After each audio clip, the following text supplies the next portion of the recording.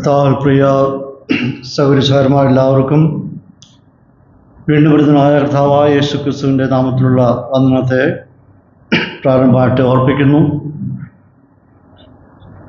ഇന്ന് രാത്രിയിലെ നമ്മുടെ പഠനത്തിനായിട്ട് നമുക്ക് യാക്കോബിൻ്റെ ലേഖനം 1-ാം അധ്യായം 13 മുതൽ 18 വരെയുള്ള ഭാഗങ്ങൾ നമുക്ക് ഒന്ന് വായിക്കാം.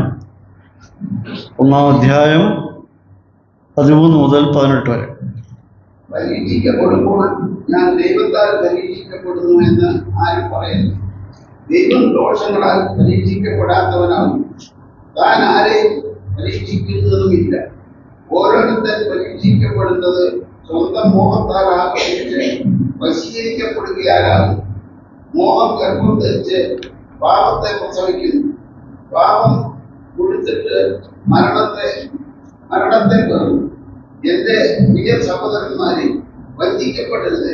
എല്ലാം നല്ലതാകവും തികഞ്ഞ വരം ഒക്കെ ഉയരത്തിൽ നിന്ന് വെളിച്ചത്തിലുള്ള പിതാവിങ്കിൽ നിന്നും ഇറങ്ങി വരുന്നു. അവന് വികാരമോ എതിർഭേദത്താലുള്ള ആച്ഛാദനമോ ഇല്ല. അവന്റെ സൃഷ്ടികളിൽ ഒരിക്കലും ആദ്യ വരമാകേണ്ടതിന് അവൻ തന്റെ ഇഷ്ടം ഹേതുവായി സത്യത്തിന്റെ വചനത്താൽ നമ്മെ ജനിപ്പിച്ചിരിക്കുന്നു. കർത്താവിൻ്റെ നാമം വാഴ്ത്തപ്പെടട്ടെ. നാം വായിച്ചായ 13 മുതൽ 18 വരെയുള്ള ഭാഗത്ത് ഇതുവരെ യാക്കോബ് പറഞ്ഞുകൊണ്ടിരുന്ന വിഷയത്തിൽ നിന്ന് മാറി വേറൊരു വിഷയത്തിലോട്ട് അദ്ദേഹം കിടക്കുകയാണ്. ഉപയോഗിച്ചിരിക്കേണ്ട വാക്ക് ഒന്നാണെങ്കിൽ തന്നെയും വേറൊരു വിഷയത്തിലോട്ട് അദ്ദേഹം വിശ്വാസികളുടെ ശ്രദ്ധയെ തിരിച്ചുകൊണ്ടുപോവുകയാണ്. 2 മുതൽ 12 വരെയുള്ള ഭാഗത്ത് നാം കണ്ടത് ദൈവം വിശ്വാസികളെ പരിശോധിക്കുന്നു, ശോധന കഴിക്കുന്നു, ടെസ്റ്റ് ചെയ്യുന്നു എന്നാണ് 2 മുതൽ 12 ഭാഗത്ത് നാം പഠിച്ചത്. അവസാനം യാക്കോബ് പറയുകയാണ്, പരീക്ഷ സഹിക്കുന്ന മനുഷ്യൻ ഭാഗ്യവാൻ, അല്ലെങ്കിൽ പരിശോധനയിൽ കൂടി കടന്നു പോകുന്ന മനുഷ്യൻ ഭാഗ്യവാൻ, അവൻ കൊള്ളാവുന്നതിനായി തെളിയിക്കുന്നു എന്നവിടെ പറഞ്ഞ് ആ ഭാഗം അവസാനിപ്പിക്കുകയാണ്. എന്നാൽ ഇവിടെ കടന്നു വരുമ്പോൾ വേറൊരു വിഷയത്തെപ്പറ്റി ചിന്തിക്കുകയാണ്. അത് നാം ബാക്കി പ്രാരം കാണുകയാണ്. പരീക്ഷിക്കപ്പെടുമ്പോൾ ഞാൻ ദൈവത്താൽ പരീക്ഷിക്കപ്പെടുന്നുവെന്ന് ആരും പറയരുത്. ദൈവം ദോഷങ്ങളാൽ പരീക്ഷിക്കപ്പെടാത്തവനാകുന്നു, താൻ ആരെയും പരീക്ഷിക്കുന്നതും ഇല്ല. ഇവിടെ പറയുന്നത് ടെസ്റ്റിംഗ് അല്ല, ഇവിടെ പറയുന്നത് ടെംപ്ടേഷൻ, പരീക്ഷ. അതിനെപ്പറ്റിയാണ് യാക്കോബ് ഇവിടെ പറയുന്നത്. അപ്പം നാം കഴിഞ്ഞ ക്ലാസ്സിൽ ചിന്തിക്കുകയുണ്ടായി, ടെസ്റ്റിംഗ് ഉണ്ട്, ടെംപ്ടേഷനുണ്ട്. ഇതുവരെ നാം ചിന്തിച്ചു വന്ന് ടെസ്റ്റിംഗ് ആയിരുന്നു. എന്നാൽ ഇവിടെ പറയുന്നത് ടെംപ്ടേഷനാണ്, പരീക്ഷണം ആണ്, പ്രലോഭനം. ഒരു മനുഷ്യ ജീവിതത്തിൽ പ്രലോഭനങ്ങൾ കടന്നു വരുമ്പോൾ ആ പ്രലോഭനത്തിന് ഫലമായിട്ട് പാപം ചെയ്യുവാനായിട്ട് ഇടയായാൽ അതിൻ്റെ ഉത്തരവാദി മനുഷ്യൻ തന്നെയാണ്. ഒരു കാരണവശാലും ഒരു മനുഷ്യൻ പാപത്തിൽ വീണു കഴിഞ്ഞാൽ, പാപം ചെയ്താൽ ദൈവമാണ് അതിൻ്റെ ഉത്തരവാദി എന്ന് പറയാൻ പാടില്ല എന്നാണ് യാക്കോബ് ഇവിടെ പറയുന്നത്. നമുക്കറിയാം, വേദപുസ്തക ചരിത്രത്തിൽ പല ആൾക്കാരും പ്രലോഭനങ്ങൾ നേരിട്ടവരാണ്, പരീക്ഷണങ്ങൾ നേരിട്ടവരാണ്. ദാവീദിൻ്റെ ജീവിതത്തിൽ പ്രലോഭനങ്ങൾ കടന്നു വന്നു, പ്രലോഭനം ഉണ്ടായി, അവൻ പാപം ചെയ്തു, വീണുപോയി. അതിനാരാണ് ഉത്തരവാദി? ദൈവമാണോ ദാവീദാണോ? ദാവീദാണ് അതിൻ്റെ ഉത്തരവാദി. ആഖാന്റെ ജീവിതത്തിലും പ്രലോഭനം കടന്നു വന്നു, അവനും വീണു, അതിൻ്റെ ഉത്തരവാദി ആര് തന്നെയാണ്? ആഖാൻ തന്നെയാണ്. അപ്പോൾ യാക്കോബ് പറയുന്നത്, പരീക്ഷണങ്ങൾ വന്നിട്ട് ഒരു മനുഷ്യൻ പാപം ചെയ്ത് കഴിഞ്ഞാൽ ദൈവത്താൽ ഞാൻ പരീക്ഷിക്കപ്പെട്ടു എന്ന് ആർക്കും പറയാനായിട്ട് കഴിയുകയില്ല. ദൈവം ആരെയും ദോഷങ്ങളാൽ പരീക്ഷിക്കുന്ന ദൈവമല്ല, അവനാരെയും ഒരിക്കലും പരീക്ഷിക്കുന്നതും ഇല്ല എന്ന് ഇവിടെ പറയുകയാണ്. അപ്പോൾ മനുഷ്യൻ പാപം ചെയ്ത് കഴിയുമ്പോൾ അതിനകത്ത് ദൈവത്തിനൊരിക്കലും പങ്കില്ല. ആർക്കും ദൈവത്തെ പഴി ചാരുവാനായിട്ടും സാധ്യമല്ല. കാരണം ദൈവം ആരെയും പാപം ചെയ്യുവാനായിട്ട് പ്രേരിപ്പിക്കുന്നില്ല. ദൈവം അങ്ങനെയുള്ള വ്യക്തിയല്ല. അങ്ങനെ പാപത്തിൽ വീണ് അത് കാണുവാനായിട്ട് ദൈവം ഇഷ്ടപ്പെടുന്നവനല്ല. അങ്ങനെ ഒരിക്കലും ദൈവം ആരെയും പരീക്ഷിക്കുന്നില്ല. മറിച്ച് ദൈവം ചെയ്യുന്നത്, ദൈവം പരിശോധന മാത്രം കഴിക്കുന്നു. യാക്കോബ് എഴുതിയിരിക്കുന്ന വിശ്വാസികൾക്കാണ്. അപ്പോൾ വിശ്വാസികൾ പറയുകയാണ്, ദൈവം നിങ്ങളെ ശോധന കഴിക്കുന്ന മാത്രമേ ഉള്ളൂ, പരിശോധിക്കുന്ന മാത്രമേ ഉള്ളൂ. ഒരു കാരണവശാലും ദൈവം നിങ്ങളെ പരീക്ഷിക്കുന്നില്ല, പ്രലോഭനങ്ങൾ നൽകുന്നില്ല എന്നിവിടെ പറയുകയാണ്. പാപം ചെയ്ത ശേഷം ആർക്കും ദൈവത്തെ ചോദ്യം ചെയ്യുവാനായിട്ട് അവകാശം. ഒരു മനുഷ്യൻ ദൈവത്തോട് എന്നിട്ട്, കർത്താവേ, നീ എന്തിന് ഇത് ചെയ്തു? ഇതെന്തിനു എൻ്റെ മുമ്പിൽ കൊണ്ടുവന്നു? നിനക്കറിയത്തില്ലായിരുന്നോ ഞാൻ ബലഹീനനാണെന്ന്, കുറവുള്ളവനാണെന്ന് നിനക്കറിയത്തില്ലായിരുന്നോ? എന്നിട്ട് എന്തുകൊണ്ടാണ് ഇങ്ങനെയുള്ള പരീക്ഷണം എനിക്കുണ്ടായത് എന്ന് ചോദിക്കുവാനായിട്ട് മനുഷ്യന് യാതൊരു അവകാശവും ഇല്ല. എന്നാൽ മനുഷ്യൻ ആദ്യമർഷാലിക്കുന്ന ആദാം പാപം ചെയ്ത സമയം മുതൽ നമ്മൾ ജീവിച്ചിരിക്കുന്ന ഈ തലമുറ വരെയും ഒരു മനുഷ്യൻ തനിക്കൊരു അബദ്ധം പറ്റിപ്പോയാൽ, അവൻ പാപം ചെയ്തു കഴിഞ്ഞാൽ, തെറ്റ് ചെയ്തു കഴിഞ്ഞാൽ ആരും സമ്മതിക്കത്തില്ല.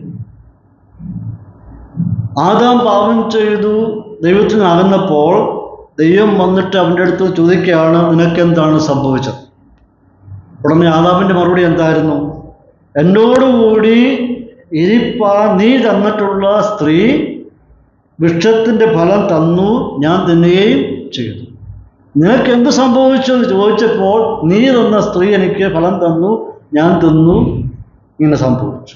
അപ്പം അവൻ്റെ ജീവിതത്തിലെ പരാജയം ഒരിക്കലും അവന് സമ്മതിച്ചില്ല.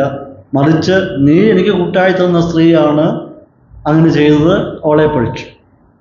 ദൈവം സ്ത്രീയോട് ചോദിച്ചു, അവയോട് ചോദിച്ചു, നിനക്കെന്താ സംഭവിച്ചതെന്ന് ചോദിച്ചപ്പോൾ അവളുടെ മറുപടി എന്തായിരുന്നു? പാമ്പ് എന്നെ വഞ്ചിച്ചു, ഞാൻ തിന്നുപോയി. അവളും സാത്താനെ പഴിച്ചു. ദൈവം സാത്താനോട് ചോദിക്കുന്നില്ല.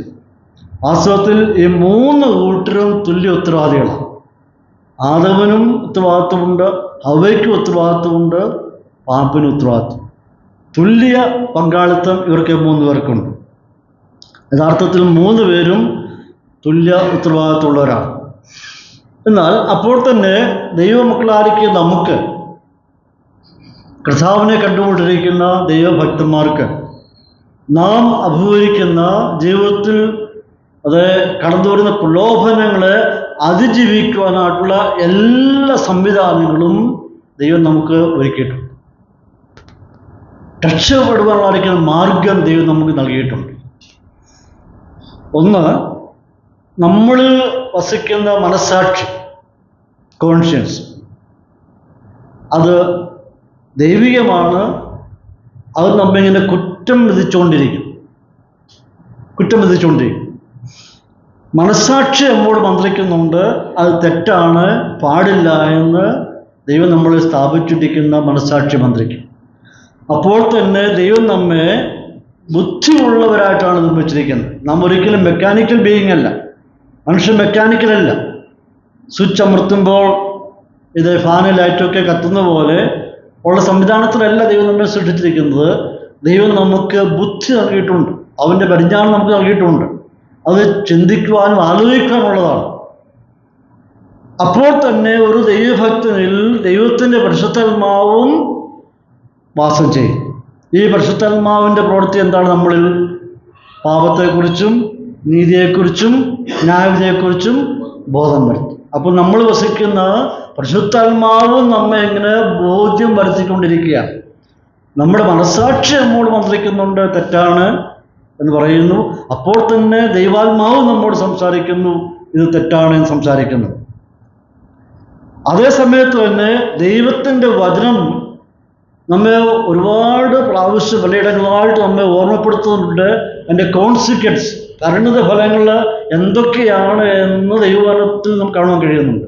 പൂർവ്വകാലങ്ങളിൽ പാപം ചെയ്തവർക്ക് സംഭവിച്ച ശിക്ഷാവിധി ന്യായവിധി എന്താണെന്നൊക്കെ ദൈവവചനത്തിൽ പറയുന്നുണ്ട്. ഇപ്പോൾ ദൈവവചനവും നമ്മോട് സംസാരിച്ചുകൊണ്ടിരിക്കുകയാണ്. കൂടാതെ പ്രാർത്ഥനയിൽ നിരന്തരമായി ദൈവവുമായിട്ട് സംസാരിച്ചുകൊണ്ടിരിക്കുന്ന വ്യക്തിക്ക് അതിൽ നിന്ന് ഓവർകം ചെയ്യാനായിട്ട് ദൈവം അവന് കൃപ കൊടുക്കുന്നു. നാം എന്താണ് ചെയ്യേണ്ടത്? നമ്മെക്കുറിച്ച് ദൈവം ആഗ്രഹിക്കുന്നത് എപ്പോഴും കർമ്മനിരതരായിരിക്കുക എന്നുള്ളതാണ്. വെറുതെ ലേസിയായിട്ട് സമയം കളവാൻ ഒരിക്കലും ദൈവം ആഗ്രഹിക്കുന്നില്ല. സമയം വിലയേറിയതാണ്. നഷ്ടപ്പെടുത്തുവാനായിട്ട് വേസ്റ്റാക്കി കളയുവാനായിട്ട് ദൈവം ഒരിക്കലും നമുക്ക് സമയം നൽകിയിട്ടുണ്ട്. നമ്മുടെ ജീവിതത്തിൽ വയ്ക്കുന്ന ഓരോ സെക്കൻഡ്, ഓരോ മിനിറ്റും അത് വിലയേറിയതാണ്. അതുകൊണ്ട് അതിൽ നാം അത് മനസ്സിലാക്കിക്കൊണ്ട് എപ്പോഴും കർമ്മനിരതരായിരിക്കുക, ആക്റ്റീവായിരിക്കുക, എന്തെങ്കിലുമൊക്കെ ചെയ്തുകൊണ്ടിരിക്കുക. കാരണം വെറുതെ ഇരിക്കുമ്പോഴാണ് അനാവശ്യമായുള്ള ചിന്തകളൊക്കെ മനസ്സിൽ കടന്നു വരുന്നത്. നമ്മളെപ്പോഴും കർമ്മനിരതരായിരിക്കുന്നുവെങ്കിൽ നമുക്ക് ആ ചിന്തകൾ ഒഴിവാക്കാൻ പറ്റും. എങ്ങനെയാണ് കർമ്മനിരതരായിരിക്കാൻ കഴിയുന്നത്? എന്ത് കഴിവാണ് നമ്മൾ ഉള്ളത് അതിനനുസരിച്ച് നാം മുമ്പോട്ട് പോകുക. വായനാശയിലുള്ളവരാണെങ്കിൽ വായിച്ചുകൊണ്ടിരിക്കുക, അതേസമയം പ്രാർത്ഥിക്കുവാൻ കഴിവുള്ളവരാണെങ്കിൽ പ്രാർത്ഥിക്കുക, എഴുതുവാൻ പറ്റുന്നവരാണെങ്കിൽ എഴുതുക, മറ്റ് പിക്ചറുകൾ വരയ്ക്കാനോ എന്തെങ്കിലും കഴിവുള്ളവരാണ് അത് ചെയ്തുകൊണ്ടിരിക്കുക, ഗാർഡനിങ് ആണെങ്കിൽ അത് ചെയ്യുക, കൃഷിയാണെങ്കിൽ അത് ചെയ്യുക. ഏത് കഴിവുകളാണ് നമുക്കുള്ളിൽ തന്നിരിക്കുന്നത് അതിൽ നാം വ്യാപൃതരായിരിക്കുക. മറ്റ് ചിന്തകളെല്ലാം മാറി അതിൽ കോൺസെൻട്രേറ്റ് ചെയ്യുമ്പോൾ അനാവശ്യമായ ചിന്തകളിൽ എല്ലാം നമുക്ക് മോചനം നേടുവാനായിട്ട് കഴിയും. അപ്പോൾ തന്നെ നമുക്കൊരു ഇച്ഛാശക്തി നൽകിയിട്ടുണ്ട്, ഒരു വിൽ പവർ നമ്മളിലുണ്ട്. നമുക്കതിനെ ഓവർകം ചെയ്യുവാനായിട്ട് നമുക്ക് കഴിയും. കഴിവുള്ളിടത്തോളം ഏകാന്തത, അലൂഫ്നെസ് ഒഴിവാക്കുക, നമുക്കതിനെ ജയിക്കുവാനായിട്ട് പറ്റും. അപ്പം ദൈവം നമുക്ക് പ്രലോഭനങ്ങളിൽ നിന്ന് രക്ഷ നേടുവാനായിട്ട് നിരവധി മാർഗങ്ങൾ നൽകിയിട്ടുണ്ട്. അത് നാം ഉപയോഗിച്ചുകൊണ്ടേ ഇരിക്കുക. അങ്ങനെ ഒരു അളവ് വരെ നമുക്ക് പരീക്ഷണങ്ങളിൽ നിന്നും പ്രലോഭനം നമുക്ക് മോചനം നേടുവാനായിട്ട് കഴിയും. എന്നാൽ മനുഷ്യൻ ചെയ്യുന്നത് എപ്പോഴും ദൈവത്തെ പഴിക്കുക. ഈ കടൽ തീരത്തും ആറ്റുതീരത്തും ഈ ഭൂമിയിലൊക്കെ ഉള്ള സ്ഥലങ്ങളൊക്കെ മനുഷ്യൻ പോയി വീട് വെക്കാറുണ്ട്. വീട് വെക്കുമ്പോൾ തന്നെ അവർക്കറിയാം കടൽത്തീരത്തും ആറ്റുതീരത്തും വീട് വെച്ചാൽ അപകടമാണ്, വെള്ളപ്പൊക്കം ഉണ്ടാകുമ്പോൾ ഇത് ഒളിച്ചുകൊണ്ട് പോകുന്നറിയാം.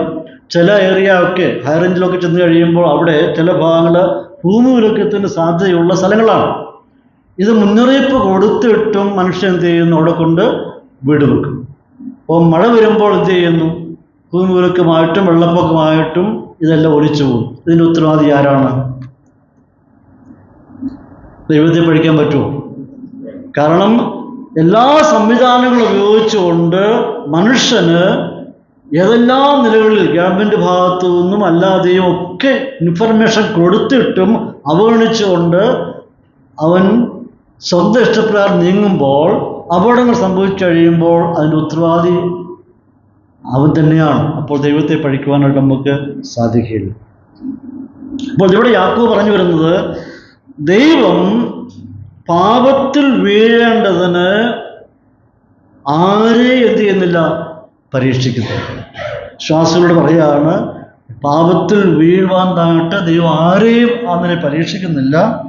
ദൈവത്തിന് പാപവുമായിട്ട് യാതൊരു ബന്ധവുമില്ല എന്നാണ് യാക്കോബ് പറയുക. 14 വാക്യത്തിൽ കടന്നു വരുമ്പോൾ, ഓരോരുത്തരും പരീക്ഷിക്കപ്പെടുന്നത് സ്വന്തം മോഹങ്ങളാൽ ആകർഷിച്ച് വശീകരിക്കപ്പെടുകയാണ്. അപ്പം എങ്ങനെയാണ് നാം വീണ് പോകുന്നത്? ഓരോരുത്തരും പരീക്ഷിക്കപ്പെടുമ്പോൾ എങ്ങനെയാണ്? സ്വന്തം മോഹത്താൽ ആകർഷിക്കും. നമ്മളിലുള്ള സ്വന്തം മോഹത്താൽ വശീകരിക്കപ്പെട്ട് അവ വീണ് പോകും. മനുഷ്യന് ദൈവത്തെ പഴിക്കുവാൻ കഴിയാതെ വരുമ്പോൾ അവൻ പിന്നെ വേറെ വഴികളിൽ കൂടി രക്ഷപ്പെടാൻ വേണ്ടി ശ്രമിക്കും.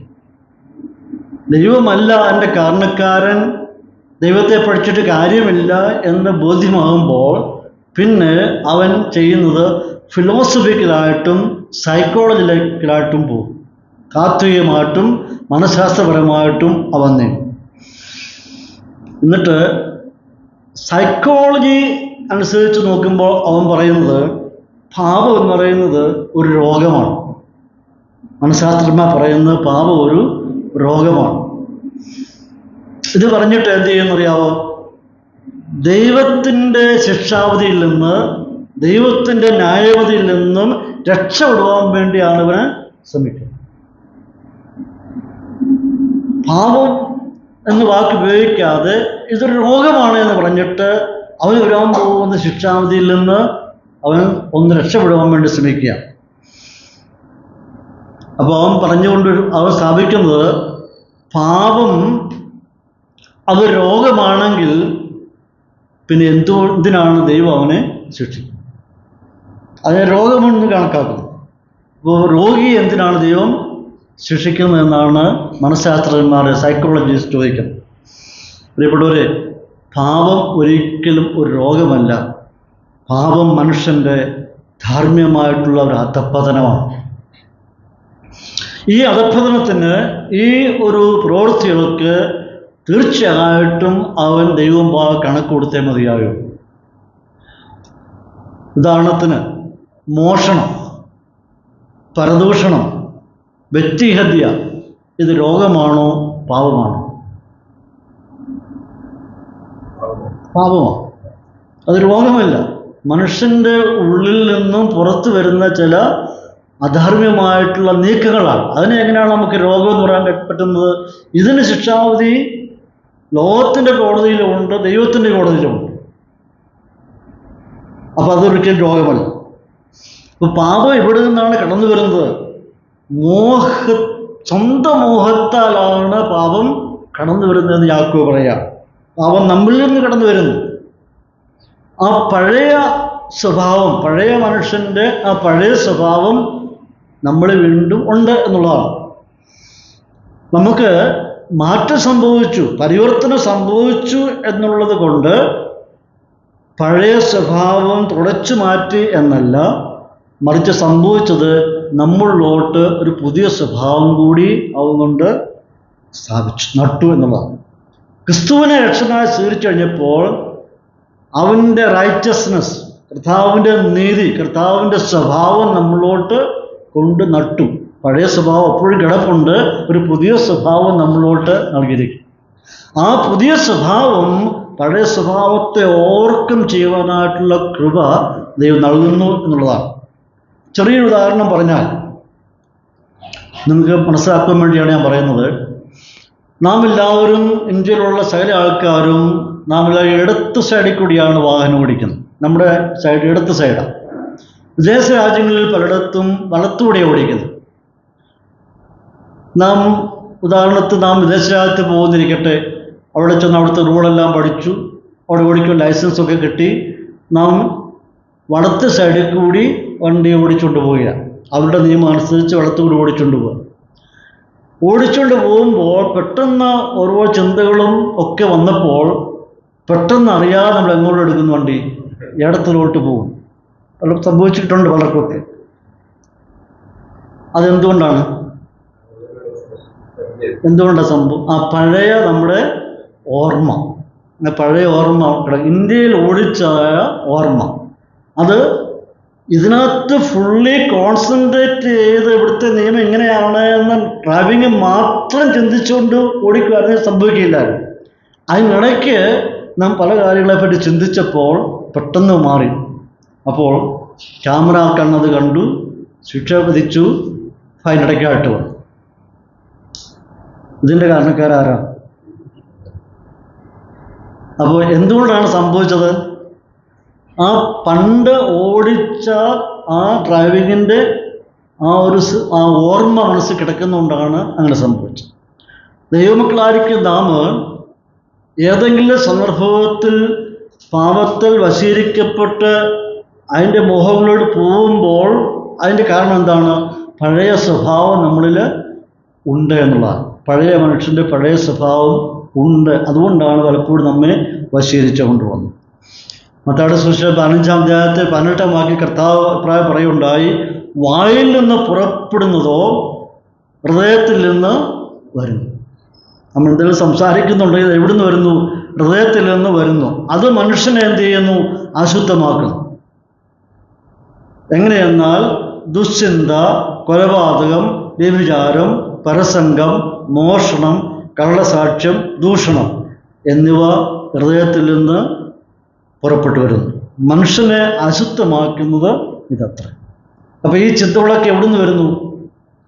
ഹൃദയത്തിൽ നിന്ന് വരുന്നു. അപ്പോൾ ഇതൊക്കെ ആണ് അവനെ അശുദ്ധമാക്കുക. അപ്പോൾ ഇത് വിശ്വാസിക്കും അവിശ്വാസിക്കും എല്ലാം ഒരുപോലെ ബാധകമാണ്. പഴയ സ്വഭാവവും പഴയ മനുഷ്യൻ്റെ ആ പഴയ സ്വഭാവം ഉള്ളിൽ വസിക്കത്തോളം ഇതൊക്കെയും കടന്നു വരാറുണ്ട്. അതിനെ ഓവർകം ചെയ്യാനായിട്ടാണ് ദൈവത്തിൻ്റെ ആത്മാവിന് നമുക്ക് നൽകിയിരിക്കുന്നത്. നമ്മോട് സംസാരിച്ചുകൊണ്ടേയിരിക്കുക. പാപത്തെക്കുറിച്ചും നീതിയെക്കുറിച്ചും ന്യായവിധിയെക്കുറിച്ചും ഇങ്ങനെ ഇൻഡിക്കേഷൻ നൽകിക്കൊണ്ടിരിക്കുകയാണ്. ആ ശബ്ദത്തിന് നാം വിധേയപ്പെടുമ്പോൾ ഇതിനെയൊക്കെ ഓവർകം ചെയ്യാനായിട്ട് നമുക്ക് കഴിയും. അപ്പോൾ ദൈവാത്മാവിൻ്റെ ശബ്ദത്തിന് നാം ചെവി കൊടുക്കണം. ഇന്നർ വോയിസ് എപ്പോഴും ഉണ്ടായിരിക്കും, ഒരു ഫീല് നമ്മളുണ്ടായിരിക്കും. അതിനെ നാം ചെവി കൊടുത്തു കഴിയുമ്പോൾ ഗ്രാജുവലി നമുക്ക് രക്ഷപ്പെടുവാനായിട്ട് പറ്റും. ഈ കർത്താവ് പറഞ്ഞ ഈ കാര്യങ്ങളൊക്കെ, അതായത് ദുർചിന്ത, കൊലപാതകം, വ്യഭിചാരം, പരസംഗം, മോഷണം, കള്ളസാക്ഷ്യം, ദൂഷണം, ഇത് രോഗമാണോ പാപമാണോ? ഇത് പാപം, അത് പാപമാണ്. അപ്പോൾ ഇത് ആണ് മനുഷ്യനെ അശുദ്ധമാക്കിയതെന്ന് കർത്താവ് പറയുകയാണ്. അപ്പോൾ പരീക്ഷണത്തിൻ്റെ ഉറവിടം എവിടെ തന്നെയാണ്? നമ്മുടെ ഹൃദയത്തിൽ തന്നെയാണ്. എന്നാൽ പിശാച് പലപ്പോഴും സാഹചര്യങ്ങൾ ഇങ്ങനെ ഒരുക്കിക്കൊണ്ടുവരും. പക്ഷെ അപ്പോഴും അൾട്ടിമേറ്റ് ഡിസിഷൻ, തീരുമാനം എടുക്കുന്നത് നാം തന്നെയാണ്. മനുഷ്യൻ കാണുകയും കേൾക്കുകയും ചെയ്യുമ്പോഴാണ് അവൻ വശീകരിക്കപ്പെടുന്നത്. എന്തെങ്കിലും അവന് മുമ്പിൽ കാണണം, അല്ലെങ്കിൽ എന്തെങ്കിലും കേൾക്കണം, എന്തെങ്കിലും അറിയുമ്പോഴാണ് അവൻ വശീകരിക്കപ്പെടുവാനായിട്ട് സാധ്യതയുള്ളത്. ആദാം അവ്വ ഭാര്യാഭർത്താക്കന്മാർ അവർ വീണുപോയി. ദാവീദ് പരീക്ഷിക്കപ്പെട്ടു, ദാവീദ് വീണുപോയി. അതേ സമയത്ത് തന്നെ ദാനിയേലും ജോസഫിനും തത്തുല്യമായ പരീക്ഷണം നേരിട്ടു, അവർ വിജയിച്ചു. ഇപ്പോൾ മനുഷ്യന് വിജയിക്കാൻ പറ്റുമോ? ചിലർ വീണുപോയി, ചിലർ അതിനെ അഭിമുഖീകരിച്ചു. അപ്പോൾ തീർച്ചയായിട്ടും അഭിമുഖീകരിക്കുവാനായിട്ട്, അതിനെ ജയിക്കുവാനായിട്ട് പറ്റും. യോസഫിൻ്റെ തീരുമാനവും ദാനിയേലിൻ്റെ തീരുമാനവും വളരെ സ്ട്രോങ് ആയിരുന്നു. ഇത് ഞാൻ കഴിക്കത്തില്ല എന്ന് ദാനിയേൽ തീരുമാനിച്ചു, വേണ്ട തീരുമാനിച്ചു. യോസഫ് പറഞ്ഞു, ഇത് എൻ്റെ യജമാനൻ്റെ എനിക്ക് തന്നിരിക്കുന്ന ചില ഉത്തരവാദിത്തങ്ങളുണ്ട്, ഇതൊരു കാരണവശാലും ഞാനത് ചെയ്യുകയില്ല എന്ന് ഹൃദയത്തിൽ യോസഫ് തീരുമാനിച്ചു. അവിടെ തീരുമാനങ്ങളിൽ അവർ ഉറച്ചു നിന്നു, അതിനെ ഓവർകം ചെയ്യുവാനായിട്ട് ഇടയായിട്ടുണ്ട്. അപ്പോൾ തീർച്ചയായിട്ടും ഒരു ദൈവവൈതലിന്, ഒരു ഭക്തന് പ്രലോഭനങ്ങളെ പ്രതിരോധിക്കുവാനായിട്ട് കഴിയും എന്നുള്ളത് ഉറപ്പാണ്, തീർച്ചയായും. എന്താണ് അതിൻ്റെ ഗ്യാരണ്ടി? നമ്മൾ വസിക്കുന്ന പരിശുദ്ധാത്മാവ് തന്നെയാണ്. അപ്പോൾ എങ്ങനെയാണ് പരിശുദ്ധാത്മാവ് നമ്മളിൽ ആക്റ്റീവായിത്തീരുന്നത്? രക്ഷിക്കപ്പെട്ട ദൈവമക്കളിൽ ആത്മാവുണ്ട്. ഇതെങ്ങനെയാണ് ആക്റ്റീവായിത്തീരുന്നത്? നമ്മൾ പലപ്പോഴും ഈ കമ്പ്യൂട്ടർ ലാംഗ്വേജിലൊക്കെ ഉപയോഗിക്കുന്ന ഭാഷയാണ്. കമ്പ്യൂട്ടർ ആദ്യമായി ഓൺ ചെയ്യുമ്പോൾ ഒരു റിഫ്രഷ് എന്ന് പറയുന്നൊരു ഐക്കണുണ്ട്, ഇതവർക്കറിയാം. അതുകൊണ്ട് പ്രത്യേകിച്ചൊന്നിൽ തന്നെയും നമ്മളൊന്ന് ഉഷാറാക്കിയെടുക്കുക, റിഫ്രഷ് എന്ന് പറയുമ്പോൾ അപ്ഡേറ്റ് ചെയ്തുകൊണ്ടിരിക്കുക. അപ്പോൾ എങ്ങനെയാണ് നമ്മളിൽ വസിക്കുന്ന ആത്മാവ് നമ്മളിൽ ആക്റ്റീവായിത്തീരുന്നത്? ആത്മാവിനിൽ ഉണ്ട് എന്ന് പറഞ്ഞിട്ട് കാര്യമില്ല. ആ ആത്മാവ് നമ്മൾ എപ്പോഴും ആക്റ്റീവായി തീരണമെന്നുണ്ടെങ്കിൽ നമ്മുടെ പ്രാർത്ഥനാ ജീവിതം, ആ പ്രാർത്ഥനയിൽ ദൈവത്തോട് അടുത്ത് ചെല്ലുമ്പോഴാണ് നമുക്ക് ദൈവം ഒന്നിക്കുന്ന ആത്മാവ് നമ്മളിൽ പ്രാവർത്തികമായി തീരുന്നത്. അല്ലെങ്കിൽ നമ്മുടെ സ്വയം, നമ്മുടെ ഇച്ഛ അതിന് മൂടിക്കടന്നു വരികയും ആത്മാവ് ഇന്നാക്റ്റീവായി തീരുകയും ചെയ്യും. അപ്പോൾ ആത്മാവ് ആക്റ്റീവായി തീരണമെന്നുണ്ടെങ്കിൽ രഹസ്യവും പരസ്യവും കുടുംബ പ്രാർത്ഥനയും ദൈവത്തോടായിരിക്കുന്ന ആഴമേറിയ ഭക്തിയും സ്നേഹവും ദൈവവനം മെഡിറ്റേറ്റ് ചെയ്യുമ്പോൾ നമ്മൾ ആത്മാവ് നമ്മെ ഉപയോഗിച്ചുകൊണ്ടിരിക്കും. അതാണ് പൗലോസ് അപ്പോസ്തലൻ എഫെസ്യരിൽ പറയുന്നത്, നിങ്ങൾ ആത്മാവ് നിറഞ്ഞവരായി സങ്കീർത്തനങ്ങളാലും സ്തുതികളാലും ആത്മീയതകളാലും ദൈവത്തെ സ്തുതിക്കുക. അതൊരു കമാൻഡാണ്, ഒരു ആജ്ഞയാണ്. ആത്മാവ് വീഞ്ഞു കുടിച്ച് മത്തരാകരുത്, അതിനാൽ ദുർനടപ്പ് ഉണ്ടാകുമല്ലോ, മറിച്ച് എന്ത് ചെയ്യണം? ആത്മാവ് നിറഞ്ഞവരായി തീരണം. അതൊരു കൽപ്പനയാണ്, ആജ്ഞയാണ്. അപ്പോൾ അത് ഇന്നലത്തെ ആത്മാവ് നിറവുകൊണ്ട് ഇന്ന് ജീവിക്കാൻ പറ്റുകയില്ല. ഇന്നലെ ആത്മാവിനാൽ നിറയപ്പെട്ടത് ഇന്നലത്തെ ശുശ്രൂഷയ്ക്ക് വേണ്ടി. ഇന്നത്തെ ശുശ്രൂഷയ്ക്ക് വേണ്ടി നാം അധികമായിട്ട് പ്രാർത്ഥിച്ചിട്ട് എഴുന്നേൽക്കുക. ഇന്നത്തെ ശുശ്രൂഷയ്ക്ക് വേണ്ടി ദൈവാത്മാവ്. അപ്പം ദിനംതോറും ആത്മാവിനാൽ നിയന്ത്രിക്കപ്പെട്ടവരായി, filling of the holy spirit എന്ന് വെച്ചാൽ control by the holy spirit. ആത്മാവിനാൽ നാം വിധേയപ്പെട്ട് കൺട്രോൾ ആയിട്ട് പോകുന്നുവെങ്കിൽ ദൈവത്തിൻ്റെ ആത്മാവ് നമ്മളെപ്പോഴും ഇങ്ങനെ ആക്റ്റീവായിരിക്കും. നമുക്കറിയാം, വെള്ളത്തിൽ ചാടുക, വെള്ളത്തിൽ നീന്തുക, വെള്ളത്തിൽ കുളിക്കുക എന്നൊക്കെ പറയുന്ന എല്ലാവർക്കും സന്തോഷം ഉണ്ടാകും, അനുഭവം, മനസ്സ് നല്ല സന്തോഷം. ഇതേ വെള്ളം തന്നെ നമ്മെ എന്ത് ചെയ്യുന്നു? മുക്കിക്കൊല്ലുകയും ചെയ്യുന്നു, വലിച്ചഴിച്ചുകൊണ്ട് പോവുകയും ചെയ്യും. വെള്ളം എല്ലാവർക്കും ഇഷ്ടമാണ്, നല്ലതാണ്. പക്ഷേ നാം ഉല്ലസിക്കുന്ന അതേ വെള്ളം തന്നെ മനുഷ്യനെ എന്ത് ചെയ്യുന്നു? മുക്കിക്കൊല്ലും, വലിച്ചഴിച്ചുകൊണ്ട് പോകും. എന്നാൽ ചിലയിടത്ത് എഴുതി വച്ചിട്ടുണ്ട്, അപകടമാണ്, ഇറങ്ങരുത്, ധാരാളം ജീവനുകൾ ഇവിടെ നഷ്ടപ്പെട്ടിട്ടുണ്ട്, അതുകൊണ്ട് ഇറങ്ങരുത് എന്ന് അപായ സൂചന നൽകിയിട്ടുണ്ട്. അത് വായിച്ചു, കണ്ടു. ഇത്ര പേരും ധാരാളം പേര് മരിച്ചിട്ടുണ്ട്, ജീവൻ അപകടത്തിൽ പെട്ടിട്ടുണ്ട് എന്ന് സൈൻ ബോർഡ് കണ്ടിട്ടും എന്ത് ചെയ്യുന്നു? ചെറുപ്പക്കാരൊക്കെ എടുത്ത് ചാടും. ആ ഒരു ത്രില്ലിങ്ങിലെടുത്ത് ചാടുക. പക്ഷെങ്കിൽ പലരുടെയും ജീവൻ അപകടത്തിൽപ്പെട്ട് നല്ല യൗവനത്തിൽ തന്നെ അനേകരുടെയും ജീവൻ നഷ്ടമായിട്ടുണ്ട്. അപ്പോൾ ഇങ്ങനെയുള്ള സന്ദർഭത്തിൽ അപായ സൂചന നൽകിയിട്ടും അവഗണിച്ചുകൊണ്ട് ചാടിയാൽ അതിൻ്റെ ഉത്തരവാദി ആരാണ്? അവരവർ തന്നെ. ദൈവത്തെ പഴിക്കുവാനായിട്ട് പറ്റുകയില്ല. സംവിധാനങ്ങളെല്ലാം നൽകിയിട്ടുണ്ട്, വിശാലമായിട്ട് എഴുതി വെച്ചിട്ടുണ്ട്. പക്ഷെ അവഗണിച്ചു കഴിഞ്ഞാൽ അതിൻ്റെ ഉത്തരവാദി മനുഷ്യൻ തന്നെയാണ്. അപ്പോൾ ഇവിടെ യാക്കോബ് പറഞ്ഞു വരുന്നത്, ആന്തരികമായിട്ടുള്ള മനുഷ്യനുള്ള മോഹം അവനെ പുറത്ത് വലിച്ചിഴച്ചുകൊണ്ട് പോകും. ഇവിടുത്തെ ഒരു പദപ്രയോഗം യാക്കോബ് ഉപയോഗിച്ചിരിക്കുന്നത്, ഒരു പൊത്തിൽ ഇരിക്കുന്ന മത്സ്യത്തിന് തുല്യമാണ്. അതൊരു ശാന്തമായിട്ട് പൊത്തിനകത്തിരിക്കുകയാണ്, അത് സ്വസ്ഥമായിട്ട് അകത്തിരിക്കുകയാണ്. എന്നാൽ പെട്ടെന്ന് ഒരു ചൂണ്ടയിൽ തീറ്റ കോർത്തിട്ട് അതിൻ്റെ മുമ്പിലോട്ട് ഇടുന്നു. ഇട്ട് കഴിയുമ്പോൾ എന്ത് ചെയ്യുന്നു? ഈ കോർത്തിരിക്കുന്ന വസ്തുവിനെ മത്സ്യം ആകർഷിക്കപ്പെടുന്നു. ആകർഷിക്കപ്പെട്ട ശേഷം ഈ പൊത്തിൽ നിന്നും ഈ മീൻ എന്ത് ചെയ്യുന്നു? പുറത്തു വരുന്നു, അതിൽ കൊത്തി അവനെ വശീകരിച്ച് പുറത്ത് കൊണ്ടുപോയിട്ട് എന്ത് ചെയ്യുന്നു? അതിനെ കൊത്തുക, അത് അപകടത്തിൽപ്പെടുകയാണ്. അപ്പോൾ എന്താണ് സംഭവിക്കുന്നത്? മനുഷ്യനിൽ, നമ്മളിൽ ഉണ്ടാകുന്ന ഒരു മോഹം, ഒരു ഡിസയർ, ഒരു വാഞ്ച, അത് നമ്മെ എന്ത് ചെയ്യുന്നു? നാശത്തിലോട്ട് കൊണ്ടുപോകുന്നു. അതിൻ്റെ ഉത്തരവാദി നമ്മൾ തന്നെയാണ് എന്ന് യാക്കോബ് പറയാം. 15-ാം വാക്യത്തിൽ കിടന്നിരുമ്പോൾ അടുത്ത് പറയാണ്, മോഹം ഗർഭം ധരിച്ച് പാപത്തെ പ്രസവിക്കുന്നു, പാപം മുഴുത്തിട്ട് മരണത്തെ തുറന്നു. ഇവിടെ 2 പ്രസവത്തെ പറ്റി പറയുന്നുണ്ട്. മോഹം ഗർഭം ധരിച്ചിട്ട് പാപത്തെ പ്രസവിക്കുന്നു, പാപം മുഴുത്തിട്ട് എന്ത് ചെയ്യുന്നു? മരണത്തെയും പ്രസവിക്കുന്നു. ഇനി നാം എന്തുകൊണ്ടാണ്, അല്ലെങ്കിൽ എങ്ങനെയാണ് പാപം ചെയ്യുന്നത്? യാക്കോബ് ഇവിടെ പറയുന്നത്, മോഹം അഥവാ ആഗ്രഹം, ആസക്തി നമ്മിൽ എന്ത് ചെയ്യുന്നു? ഗർഭം ധരിക്കുന്നു. നാം ചിന്തിച്ചാധിക്കുന്ന ദാവീദിൻ്റെയും ആഖാന്റെയും ജീവിതത്തിൽ സംഭവിച്ചത് തന്നെയാണ്.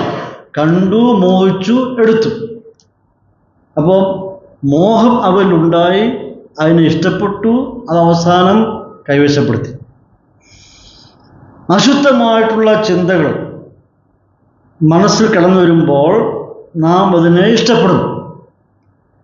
എന്തുകൊണ്ടാണ് അശുദ്ധമായ ചിന്തകൾ കടന്നു വരാൻ സാധ്യതയുള്ളത്? നാം ഏകാന്തമായിട്ട് വെറുതെ സമയം പാഴാക്കുമ്പോൾ അശുദ്ധമായ ചിന്തകൾ കടന്നു. അതുകൊണ്ടാണ് ഞാൻ നേരത്തെ സൂചിപ്പിച്ചത്, എപ്പോഴും ആക്റ്റീവായിരിക്കുക.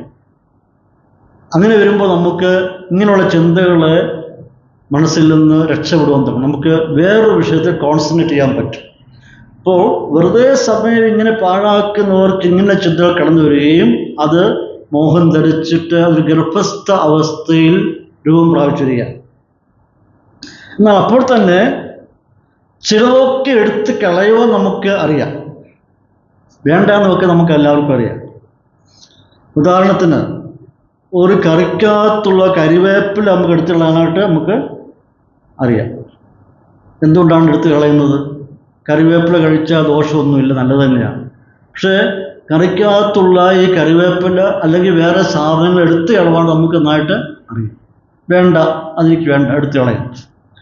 ആ ഒരു സാധനം എടുത്ത് കളവാൻ നമുക്ക് കഴിയുമെന്നുണ്ടെങ്കിൽ നമ്മുടെ ഉള്ളിൽ ഉണ്ടായിക്കൊണ്ടിരിക്കുന്ന ഈ പരിശോധനകൾ അല്ലെങ്കിൽ ഈ മോഹങ്ങളെ നമുക്ക് എടുത്തുകൊള്ളാനായിട്ട് പറ്റും. ഒന്ന് സാധിക്കുന്നുണ്ടെങ്കിൽ മറ്റേത് സാധിക്കും. അത് മനസ്സ് വെച്ചാൽ മാത്രം മതി. അപ്പോൾ നമ്മളിൽ ഉണ്ടാകുന്ന നമ്മെ വഴിതെറ്റിക്കുന്ന മോഹങ്ങളെ പുറത്ത് കളയാതെ, എടുത്ത് കളയാതെ അത് വളരുവാനായിട്ട് നാം അനുവദിക്കും. അതാണ് യാക്കോബ് പറയുന്നത്, ഗർഭം ധരിക്കും. അനുവാദം കൊടുത്തുകൊണ്ടാണ് അത് ഗർഭസ്ഥ അവസ്ഥയിൽ ശിശു വളരുന്ന പോലെ വളരുന്നു. ആ വളർച്ച അത് പൂർണ്ണതയിൽ എത്തിക്കഴിയുമ്പോൾ പാപം എന്ന പേരോടുകൂടി ഒരു കുട്ടിയെ പ്രസവിക്കും. മനസ്സിലായല്ലോ? നമ്മളിലുണ്ടായ ആ മോഹം അത് തെറ്റാണ്, ബോധ്യമായിട്ടും എടുത്ത് കളയാതെ താലോലിച്ച് കൊണ്ട് കടന്ന് ഒരു ഗർഭസ്ഥ ശിശുവായി വളർന്ന് വലുതായിട്ട് ഒരു സുപ്രഭാതത്തിൽ എന്ത് ചെയ്യുന്നു? പാപമെന്ന ഒരു ശിശുവിനെ പ്രസവിക്കും. ഇതേ പ്രോസസ്സാണ് ദാവീദിനും ബേത്ശബയ്ക്കും സംഭവിച്ചത്. അവർക്ക് സംഭവിച്ചത് തന്നെയാണ്.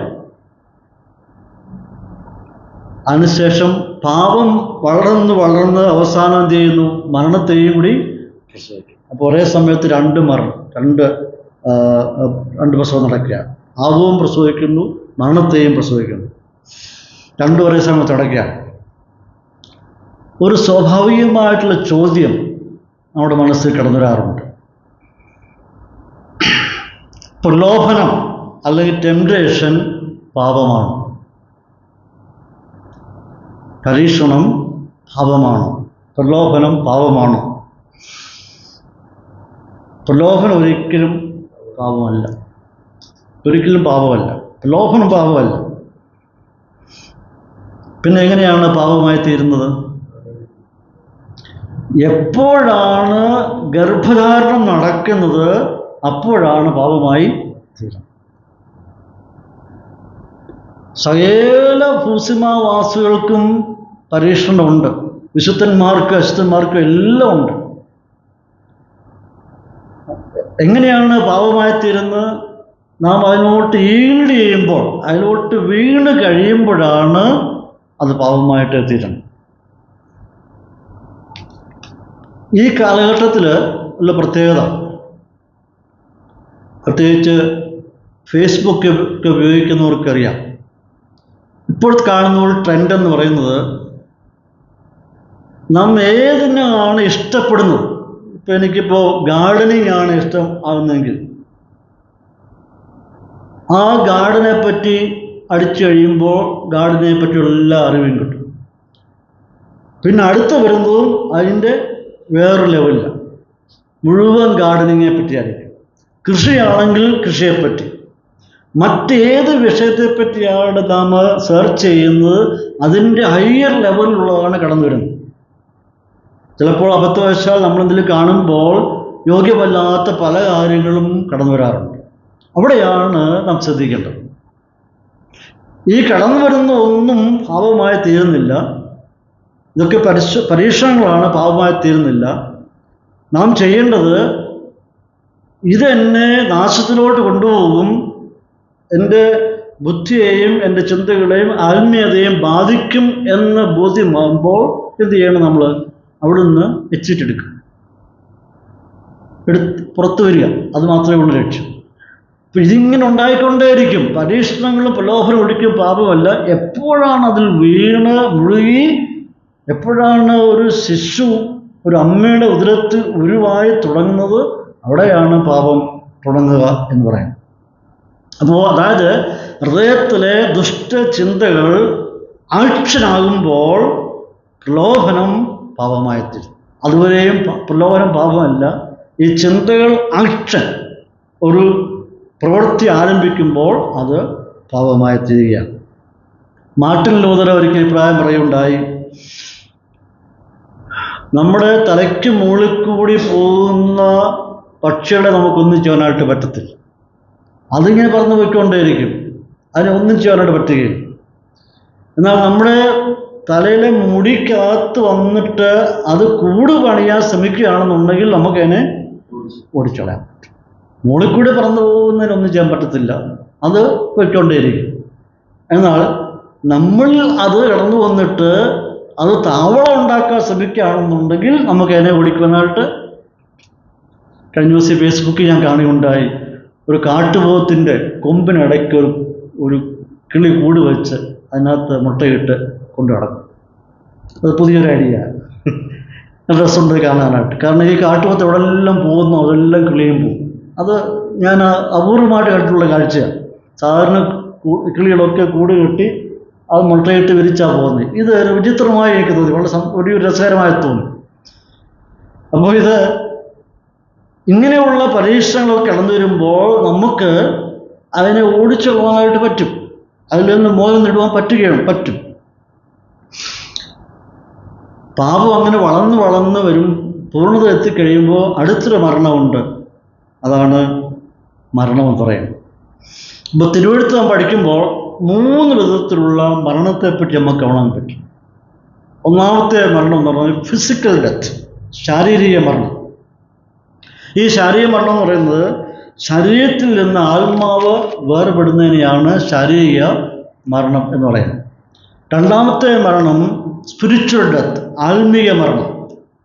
ആത്മീയ മരണം എന്ന് പറയുന്നത് പാപം മൂലം ദൈവത്തിൽ നിന്ന് അകലുന്നതിനെയാണ് ആത്മീയ മരണം എന്ന് പറയുന്നത്.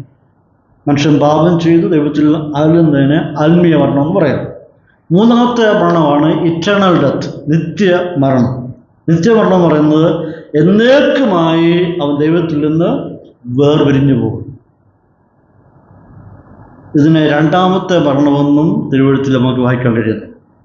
അപ്പോൾ ആത്മീയ മരണത്തിൻ്റെ ചില ഉദാഹരണങ്ങൾ നമുക്ക് തിരുവെഴുത്തിൽ കാണാൻ പറ്റുന്നു. ആത്മീയ മരണത്തിന്, അതായത് പാപം ചെയ്ത് ദൈവത്തിൽ നിന്ന് അകന്നതിൻ്റെ ചില ഉദാഹരണങ്ങൾ.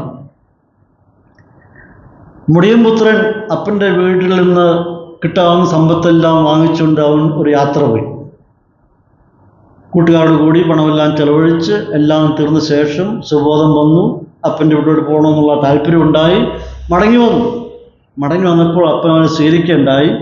എന്നിട്ട് അപ്പം പറയാണ്, ഈ എൻ്റെ മകൻ മരിച്ചവനായിരുന്നു, ഇപ്പോൾ അവന് മടങ്ങി വന്നു. അപ്പോൾ ആത്മീയ മരണത്തിൻ്റെ ഉദാഹരണം, ഇവൻ മരിച്ചവനായിരുന്നു, ബാക്ക് സ്ലൈഡിങ് ആയിരുന്നു, പിന്മാറിപ്പോവനായിരുന്നു, അവൻ മടങ്ങി വന്നു. 1 തിമോത്തിയോസ് 5:6 വായിക്കുന്നുണ്ട്. ഇപ്രകാരമാണ് അവിടെ വായിക്കുന്നത്, കാമുകിയായവളോ ജീവിച്ചിരിക്കയാൽ തന്നെ ചത്തവൾ. അവിടെ കാമുകിയായവളും അല്ല അവിടെ വരേണ്ടത്, ലൗകിക ഇമ്പങ്ങളിൽ മുഴുകി കഴിയുന്നവൾ ജീവനോടെ ഉണ്ടെങ്കിലും ചത്തവൾ. വേറെ ട്രാൻസ്ലേഷനുകളുണ്ട്. 1 തിമോത്തിയോസ് 5:6.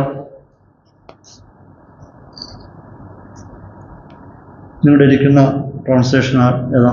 1 തിമോത്തിയോസ് 5:6.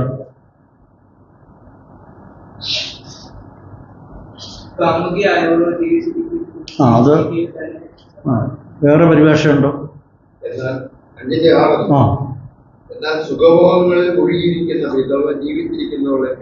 അതാ ശരി.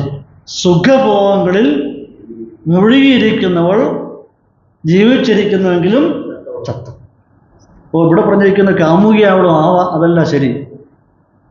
പ്ലഷേഴ്സ്, സുഖഭോഗങ്ങളിൽ ജീവിച്ചിരിക്കുന്നവൾ ജീവനോടെ ഉണ്ടെങ്കിലും അവളെങ്ങനെയുള്ളവളാണ്? ചത്തു. അത് ആത്മീയ മരണത്തെപ്പറ്റി പറയുന്നതാണ്. ഇനി വെളിപ്പാട് പുസ്തകം 3:1 വായിക്കുന്നുണ്ട്, നിനക്ക് ജീവനുണ്ടെന്ന് പേരുണ്ടെങ്കിലും മരിച്ചു.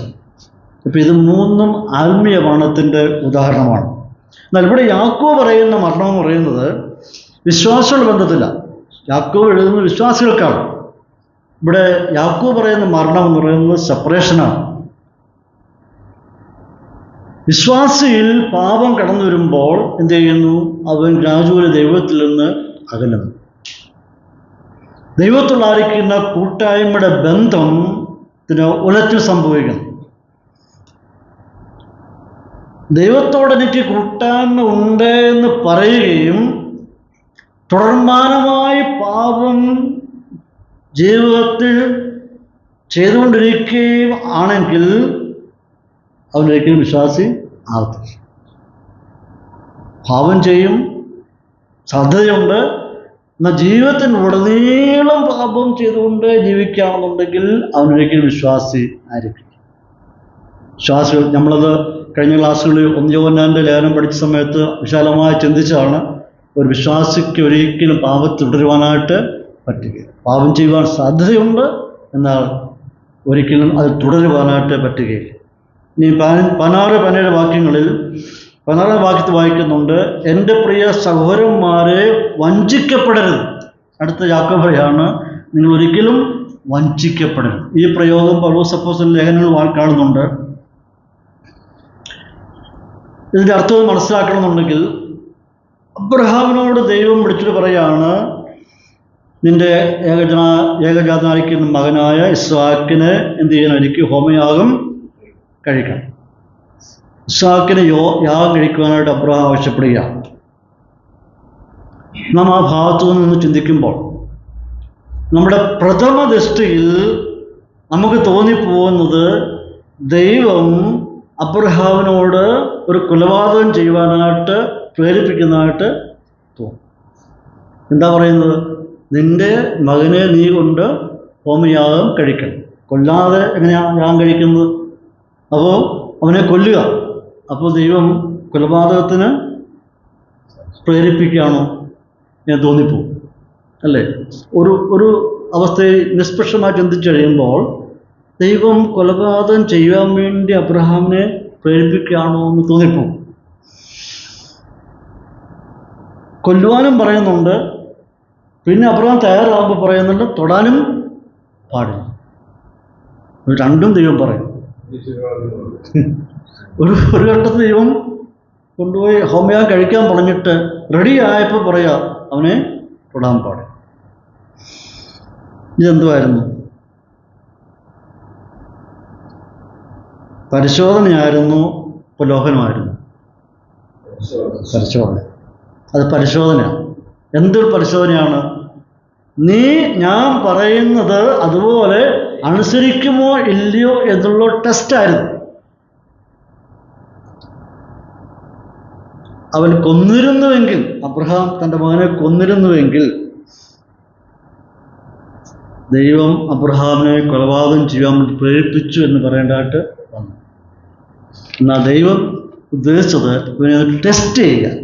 ഞാൻ പറയുന്നത് നീ അനുസരിക്കുമോ? അനുസരിക്കാതിരിക്കാനാണ് സാധ്യത കൂടുതലും. എന്താണെന്നറിയാമോ? എത്രാമത്തെ വയസ്സില്ല മകൻ ജനിക്കുന്നത്? 100 വയസ്സോട്ടുള്ള ജനിക്കുന്നത്, അല്ലേ? അപ്പോൾ ഇത്രയും വയോവൃദ്ധനായിട്ടുള്ള ഈ മനുഷ്യന് ഒരു മകനെ കിട്ടിയപ്പോൾ റെഫ്യൂസ് ചെയ്യാമായിരുന്നു. അനുസരിക്കാതിരിക്കാനാണ് സാധ്യത കൂടുതലും. എന്നിട്ടും അബ്രഹാം എന്ത് ചെയ്യുന്നു? അനുസരിക്കാൻ തയ്യാറാവുകയാണ്. അപ്പോൾ പറ്റി, തീർച്ചയായിട്ടും മൈൻഡ് റെഡി ചെയ്യാൻ പറ്റി. അപ്പോൾ അവിടെ കാണിക്കുന്നത് അബ്രഹാമിന് ദൈവത്തോടായിരിക്കുന്ന സ്നേഹത്തിൻ്റെ തീവ്രതയാണ് കാണിക്കുന്നത്. അബ്രഹാമിന് സ്വന്തം മകനോടുള്ള സ്നേഹമല്ല അവിടെ കാണുന്നത്. ഈ ഒരു നിർണായക ഘട്ടത്തിൽ അബ്രഹാമിന് ദൈവത്തോട് എത്രമാത്രം സ്നേഹം ഉണ്ട് എന്നുള്ളത് ഉറപ്പിക്കുക. മുൻകാലങ്ങളിൽ അവൻ ദൈവത്തോട് ഉണ്ടായ സ്നേഹത്തിന് മകൻ ജനിച്ചപ്പോഴും, അവരുടെ നടുവിലായിട്ട് മകൻ വന്നിട്ടും ആ സ്നേഹബന്ധത്തിന് യാതൊരു മാറ്റവും സംഭവിച്ചില്ല എന്ന് തെളിയിക്കപ്പെടുന്ന സമയമായിരുന്നു. അപ്പോൾ അബ്രഹാമിനെ ടെസ്റ്റ് ചെയ്യുമായിരുന്നു. ടെസ്റ്റ് പറയുന്നത് അവൻ ചെയ്യുമോ, ഞാൻ പറയുന്ന വാക്ക് അനുസരിക്കുമോ എന്ന് ടെസ്റ്റ് നടത്തി. ആ ടെസ്റ്റ് അബ്രഹാം വിജയിച്ചു. ഇവിടെ യാക്കോബ് അതേ നിലവാരത്തിൽ പറയുകയാണ്, നിങ്ങൾ വഞ്ചിക്കപ്പെടരുത്. യാക്കോബ് വിശ്വാസത്തിൽ പറഞ്ഞു, നിങ്ങൾ വഞ്ചിക്കപ്പെടരുത്. ഇവിടെ എന്താണ് നടക്കുന്നതെന്ന് ശരിയായി മനസ്സിലാക്കണം. നിങ്ങളുടെ ചിന്താഗതികൾ മാറി മറിഞ്ഞു പോരുത് എന്ന് യാക്കോബ് വിശ്വാസം ഓർപ്പിക്കുകയാണ്. നമുക്ക് പഠിച്ചു വരുന്നത് രണ്ട് വിഷയങ്ങളെപ്പറ്റിയാണ്. ഒന്ന് ടെസ്റ്റിംഗും ഉണ്ട്, ഒന്ന് ടെംപ്റ്റേഷനും ഉണ്ട്. ടെസ്റ്റിംഗ് എന്ന് പറയുമ്പോൾ നമ്മെ പരിശോധന കഴിക്കുന്നു, നമ്മെ പക്വതയിലേക്ക് എത്തിക്കുന്നു, നമ്മെ പൂർണ്ണതയിലോട്ട് എത്തിക്കുക. എന്നാൽ പരീക്ഷണം എന്ന് പറയുന്നത് അത് നമ്മെ എവിടോട്ട് കൊണ്ടുവന്നു? പരാജയത്തിലോട്ടും അധപ്പതനത്തിലേക്കും പാപത്തിലോട്ടും നമ്മെ കൊണ്ടുപോവുകയാണ്. ഇത് രണ്ടും രണ്ടാണ്. അതുകൊണ്ട് വിശ്വാസികളെ, നിങ്ങൾ വഞ്ചിക്കപ്പെട്ടു പോകരുത് എന്ന് യാക്കോബ് പറയാം. എന്താണ് നിങ്ങളുടെ ജീവിതത്തിൽ സംഭവിക്കുന്നറിഞ്ഞ് ഇങ്ങനെ നിങ്ങൾ മാനസികമായിട്ട് വിഭ്രാന്തരായി തീരാതെ, ചിന്താഗതികൾ മാറി മറിഞ്ഞു പോകാതെ വഞ്ചിക്കപ്പെട്ടു പോകരുത് എന്ന് ഇവിടെ പറയാം. നിരന്തരമായി പതിവായിട്ട് പാപത്തിൽ വസിക്കുന്ന ഒരാൾക്ക് ദൈവവുമായിട്ട് ഒരു ബന്ധവും ഉണ്ടാവുകയില്ല. അങ്ങനെയുള്ള വ്യക്തി രക്ഷിക്കപ്പെട്ട വ്യക്തി ആയിരിക്കില്ല. പാപത്തിൽ ജീവിക്കുക, പാപത്തിൽ സന്തോഷിക്കുക, അതൊരിക്കലും ദൈവ മകനായിരിക്കത്തില്ല. പാപം ചെയ്യുന്നത് ആരാ? മനുഷ്യനാണ്. പാപം ചെയ്യുന്ന മനുഷ്യനാണ്. എന്നാൽ ഈ മനുഷ്യൻ പാപത്തെ ഓർത്ത് ദുഃഖിക്കുകയും പശ്ചാത്തപിക്കുകയും ക്ഷമ ചോദിക്കുകയും ചെയ്യുന്നവൻ അവൻ്റെ ദൈവമകനായിരിക്കും. പാപം ചെയ്ത് അതിൽ ജീവിക്കുമ്പോൾ കുറ്റബോധമില്ലാതെ മുമ്പോട്ട് പോകുന്നുവെങ്കിൽ, അത് ആവർത്തിക്കപ്പെടുന്നുവെങ്കിൽ ദൈവമകനായിരിക്കത്തില്ല. എന്നാൽ ഒരു പരാജയം സംഭവിച്ചു, അനുഭവിച്ചു, പശ്ചാത്തപിച്ചു മടങ്ങി വരുന്നുവെങ്കിൽ അവൻ ആരായിരിക്കും? ദൈവത്തിൻ്റെ മകനായിരിക്കും, ഒരു ദൈവവിശ്വാസിയായിരിക്കും. അപ്പം അങ്ങനെയുള്ളവർക്ക് പാപത്തെ പ്രസവിക്കുവാനായിട്ട് പറ്റുകയില്ല. 17-ാം വാക്യത്തിൽ കടന്നു വരുമ്പോൾ അടുത്ത യാക്കോബ് പറയാണ്, എല്ലാ നല്ല ദാനവും തികഞ്ഞ വരമൊക്കെയും ഉയരത്തിൽ നിന്ന് വെളിച്ചങ്ങളുടെ പിതാവിൽ നിന്ന് ഇറങ്ങി വരുന്നു. അവന് വികാരമോ വ്യതിഭേദത്താലുള്ള ആച്ഛാദനമോ ഇല്ല. അപ്പം അടുത്ത യാക്കോബ് പറയാണ്, എല്ലാ നല്ല ദാനവും തികഞ്ഞ വരമൊക്കെയും എവിടെ നിന്ന് വരുന്നു? ഉയരത്തിൽ നിന്ന് വെളിച്ചങ്ങളുടെ പിതാവിൽ നിന്ന് ഇറങ്ങി വരുന്നു. അപ്പോൾ ഇവിടെ നാം കാണേണ്ട വിഷയം, എല്ലാ നല്ലതും സമ്പൂർണവുമായ ദാനം എവിടെ നിന്ന് വരുന്നതാണ്? ഉയരത്തിൽ നിന്നാണ് വരുന്നത്. യാക്കോബ് എന്താണ് പറയാൻ ഉദ്ദേശിക്കുന്നത്? യാക്കോബ് വ്യക്തമാക്കുന്നത്, നാം അഭിമുഖീകരിക്കുന്ന പാപത്തിന് കാരണമായി തീരുന്ന പരീക്ഷണങ്ങൾക്ക് ദൈവം ഒരിക്കലും ഉത്തരവാദി അല്ല. നമ്മുടെ ദൈനംദിന ജീവിതത്തിൽ നാം പരീക്ഷിക്കപ്പെട്ടു, മോഹം ഗർഭം ധരിച്ച് പരീക്ഷിക്കപ്പെട്ടു, വീണു, അതിൻ്റെ ഉത്തരവാദി ഒരിക്കലും ദൈവമല്ല. ദൈവത്തിൻ്റെ സ്വഭാവം അതിന് അസാധ്യമാണ്, അത് നടക്കുന്ന കാര്യമല്ല. പാപവുമായി ദൈവത്തിന് യാതൊരു ബന്ധമില്ല. എന്നാൽ ദൈവത്തിൽ നിന്ന് വരുന്നത്, യാക്കോബ് പറയുകയാണ്, ദൈവത്തിൽ നിന്ന് വരുന്നത് എന്താണ്? പാപമല്ല, മറിച്ച് എല്ലാ നല്ലതും തികഞ്ഞതും മാത്രമേ ദൈവത്തിൽ നിന്ന് വരുന്നു.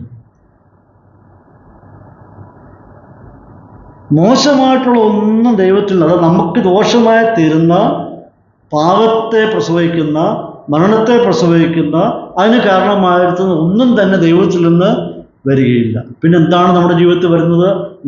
എല്ലാ നല്ല ദാനവും തികഞ്ഞതൊക്കെയും എവിടെ നിന്നാണ് വരുന്നത്? ദൈവത്തിൽ. അപ്പം നമുക്ക് ദൈവം തരുന്നത് എന്തൊക്കെയാണ്? നല്ലതും തികഞ്ഞതും മാത്രമേ തരത്തുള്ളൂ. മോശമായിട്ടുള്ള ഒരിക്കലും ദോഷത്തിന് കാരണമായി തീരുന്ന ഒന്നും ദൈവത്തിൽ നിന്ന് വരികയില്ല. ഇപ്പോൾ മനസ്സിലാക്കേണ്ട രണ്ട് കാര്യമുണ്ട്. God has absolutely no responsibility for sin. അതായത് ദൈവം മനുഷ്യൻ ചെയ്യുന്ന പാപത്തിന് പരിപൂർണമായ ഉത്തരവാദി അല്ല. കാരണം അവൻ തന്നെയാണ് അതിൻ്റെ ഉത്തരവാദി. 2, God has absolute responsibility for every good and perfect gift. അതായത് ദൈവം മനുഷ്യന് ലഭിക്കുന്ന എല്ലാ നല്ലതും തികഞ്ഞതുമായ ദാനങ്ങൾക്ക് പരിപൂർണമായും ഉത്തരവാദി ആരാണ്? ദൈവം തന്നെ. അപ്പം മോശമായിട്ടുള്ളത് സംഭവിച്ചു, അതിൻ്റെ ഉത്തരവാദി ദൈവമല്ല. എന്നാൽ നല്ലതും സമ്പൂർണമായിട്ടുള്ളതിൻ്റെ ഉത്തരവാദി അവനാണ് നമുക്ക് നൽകുന്നത്. ഇപ്പോൾ ഈ ഭാഗത്ത് കാണുന്ന എല്ലാ നല്ല ദാനവും തികഞ്ഞ വരവും ഇതൊരു കാവ്യാത്മക ഭാഷയിലാണ് ഉപയോഗിച്ചിരിക്കുന്നത്, ഒരു കവിയുടെ വാക്കുകളിലാണ് ഉപയോഗിച്ചിരിക്കുന്നത്. ആ ഗ്രീക്ക് വാക്കുകൾ നാം പഠിക്കുമ്പോൾ, 1 ആക്ട് ഓഫ് ഗിവിങ്, കൊടുക്കുന്ന എല്ലാ നല്ലതും. 2 എവരി പെർഫെക്റ്റ് ഗിഫ്റ്റ്, എല്ലാ നല്ലതാണ്.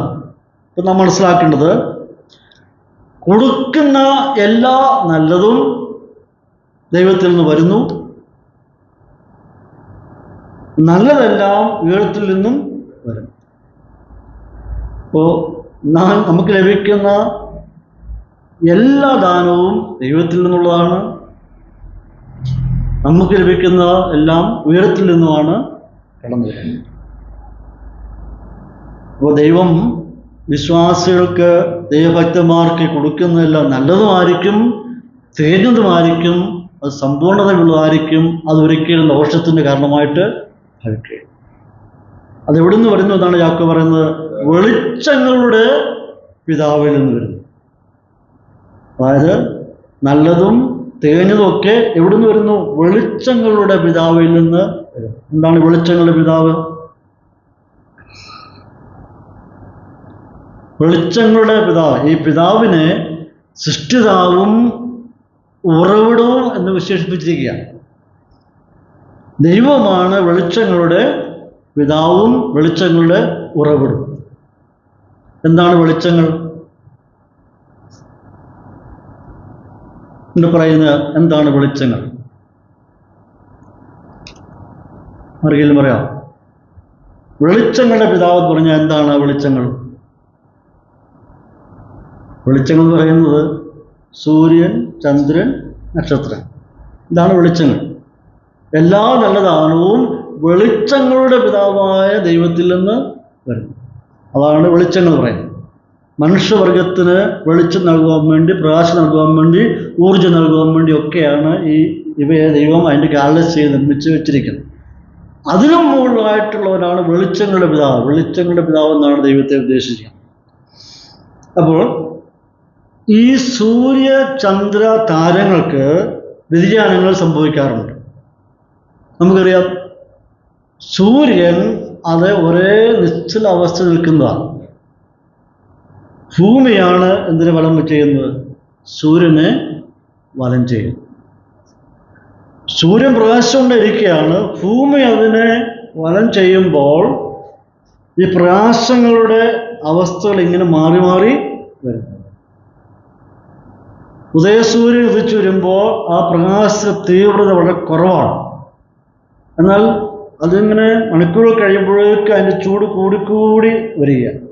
പിന്നെ വൈകുന്നേരം ആകുമ്പോഴേക്ക് അതിൻ്റെ ചൂട് കുറഞ്ഞു. അപ്പോൾ ഈ ഭൂമി കറങ്ങുന്നതിനനുസരിച്ച് സൂര്യനിൽ വരുന്ന പ്രകാശത്തിൻ്റെ വെളിച്ചവും ചൂടും ഇങ്ങനെ വ്യതിയാനങ്ങൾ മാറി മാറി സംഭവിച്ചുകൊണ്ടിരിക്കും. അപ്പോൾ തന്നെ സൂര്യനിൽ നിന്ന് പതിക്കുന്ന, സൂര്യൻ ഇങ്ങനെ ഭൂമി കറങ്ങുന്നതനുസരിച്ച് സൂര്യനിൽ കിട്ടുന്നരിക്കുന്ന ഷാഡോ, അതിൻ്റെ നിഴലിനും മാറ്റങ്ങൾ സംഭവിക്കും. ചില സമയങ്ങളിൽ നമ്മുടെ നിഴലുകൾ എവിടെയായിരിക്കും? മുൻപിലായിരിക്കും. ചില സമയങ്ങളിൽ സൈഡിലായിരിക്കും. ചില സമയത്തിൽ ഒത്ത സെൻട്രലായിരിക്കും. ചിലപ്പോൾ അത് പുറയിലായിരിക്കും. സൂര്യൻ എവിടെ നിൽക്കുക? സൂര്യൻ ഒരേ അവസ്ഥയിൽ തന്നെ നിൽക്കുകയാണ്. പക്ഷെങ്കിൽ ഭൂമി കറങ്ങുന്നതനുസരിച്ച് ചൂടിനും പ്രകാശത്തിനും നിഴലിനും ഇങ്ങനെ മാറ്റങ്ങൾ സംഭവിച്ചുകൊണ്ടിരിക്കുകയാണ്. ഇവിടെ യാക്കോബ് പറഞ്ഞു, വലിയൊരു ഫിലോസഫി, വലിയൊരു ആത്മീയ മർമ്മമാണ് യാക്കോബ് സ്ഥാപിക്കുന്നത്. ഇത് എവിടുന്ന് വരുന്നു? എല്ലാ നല്ല ദാനവും തികഞ്ഞ വരമൊക്കെയും വെളിച്ചങ്ങളുടെ പിതാവിൽ നിന്ന് ഇറങ്ങി വരുന്നു. ഇതാണ് വെളിച്ചങ്ങളുടെ പിതാവ് എന്ന് പറയുന്നത്. എന്നിട്ട് അടുത്ത വാക്യത്തിൽ പറയുകയാണ്, ദൈവത്തിന് വികാരമോ ഗതിഭേദത്താലുള്ള ആച്ഛാദനമോ ഇല്ല. എത്ര പേർക്ക് മനസ്സിലായി പദപ്രയോഗം? അത് വായിച്ചേ. അവന് മാറ്റമോ ഗതിഭേദത്താലുള്ള നിഴലോ ഇല്ല. അവിടത്തേക്ക് മാറ്റമോ മാറ്റത്തിന്റെ നിഴലോ ഇല്ല. പഴയ ബൈബിളിൽ വായിക്കുന്നത് ദൈവത്തിന് വികാരമോ ഗതിഭേദത്താലുള്ള ആച്ഛാദനമോ ഇല്ല. എത്ര പേർക്ക് മനസ്സിലാവും ഈ ഭാഷ? എന്നാൽ അതിൻ്റെ അർത്ഥം എത്രയേ ഉള്ളൂ? With him there is no variation or shifting shadows. ദൈവത്തിന് ഒരിക്കലും വേരിയേഷന് ഇല്ല, മാറ്റങ്ങൾ ഇല്ല. സൂര്യൻ അതിൻ്റെ ആ നിലയിൽ അത് നിൽക്കുന്നത് പോലെ തന്നെയാണ് ദൈവവും നിൽക്കുന്നത്. ദൈവത്തിന് ഒരിക്കലും മാറ്റമില്ല. കർത്താവിനെ കുറിച്ച് എബ്രായത്തിൽ വായിക്കുന്നത് എങ്ങനെയാണ്? യേശുക്രിസ്തു ഇന്നലെയും ഇന്നും എന്നേക്കും അനന്യനാ. ദൈവത്തിന് ഒരിക്കലും മാറ്റമില്ല. സൂര്യൻ നിശ്ചലാവസ്ഥ നിൽക്കുന്ന പോലെ, പ്രകാശിച്ച് നിൽക്കുന്ന പോലെ, അതിനപ്പുറത്തായിട്ടുള്ള വലിയവനായ ദൈവം അവൻ്റെ അസ്തിത്വത്തിൽ അങ്ങനെ നിൽക്കുക. No variation. ദൈവത്തിന് ഒരിക്കലും വേരിയേഷന് ഇല്ല, മാറ്റങ്ങൾ സംഭവിക്കുന്നില്ല. ഷാഡോ വന്ന് വീഴുമ്പോൾ ഷാഡോയ്ക്ക് ഇങ്ങനെ മാറ്റം സംഭവിക്കുന്ന പോലെയും ദൈവത്തിന് മാറ്റങ്ങൾ സംഭവിക്കുന്നില്ല. ഓരോ മിനിറ്റും ഓരോ സെക്കൻഡും ഓരോ മണിക്കൂറും കഴിയുമ്പോൾ ചൂടിനും പ്രകാശത്തിനും നിഴലിനും ഇങ്ങനെ മാറ്റം സംഭവിച്ചുകൊണ്ടേയിരിക്കുക. എന്നാൽ നമ്മുടെ ദൈവത്തെപ്പറ്റി യാക്കോബ് പറയുന്നത് നമ്മുടെ ദൈവത്തിൽ ഒരിക്കൽ മാറ്റം ഉണ്ടാവുകയില്ല. ഈ വെളിച്ചങ്ങളുടെ പിതാവിന് ഒരിക്കലും മാറ്റം സംഭവിക്കുകയില്ല. ഭൂമി കറങ്ങുന്നതനുസരിച്ച് ചൂടിനും നിഴലിനും മാറ്റം സംഭവിക്കുന്ന പോലെ ദൈവത്തിന് ഒരിക്കലും വേരിയേഷൻ സംഭവിക്കുന്നില്ല. ആ നിഴലിങ്ങനെ മാറിപ്പോകുന്ന പോലെ ഒരിക്കലും ദൈവത്തിന് മാറ്റം സംഭവിക്കുന്നില്ല. ദൈവം തൻ്റെ ജനത്തിന് മേൽ പൂർണ്ണമായതും തുടർമാനമായും എല്ലാം നല്ലതും വിലയേറിയതും സംതൃപ്തികരമായ ദാനങ്ങൾ ഇങ്ങനെ തന്നുകൊണ്ടേ ഇരിക്കുന്നു. വലിയ സത്യമായ യാക്കോബ് പറയുന്നു, ദൈവം ഒരിക്കലും മാറുന്നില്ല. നമുക്ക് എന്തെല്ലാമാണ് ആവശ്യമായിരിക്കുന്നത് അതെല്ലാം ഇങ്ങനെ ദൈവം തന്നുകൊണ്ടേയിരിക്കും. എന്താണ് നൽകിക്കൊണ്ടിരിക്കുന്നത്? എല്ലാ നല്ല ദാനവും തികഞ്ഞ വരമൊക്കെയും ദൈവത്തിൽ നിന്ന്. അപ്പം നാം അനുഭവിക്കുന്ന ഏത് അനുഭവങ്ങളായാലും എല്ലാം ദൈവത്തിൻ്റെ ദാനമാണ്. നമ്മുടെ വസ്തു, നമ്മുടെ വീട്, നമ്മുടെ വാഹനങ്ങൾ, നമ്മുടെ സൗകര്യങ്ങൾ, ആരോഗ്യം, പണം, വിദ്യാഭ്യാസം എല്ലാം തന്നെ ദൈവത്തിൽ നിന്ന് വരികയാണ്. അവനൊരിക്കലും മാറിപ്പോകുന്നില്ല, മാറ്റം സംഭവിക്കുന്നില്ല എന്ന് പറയാം.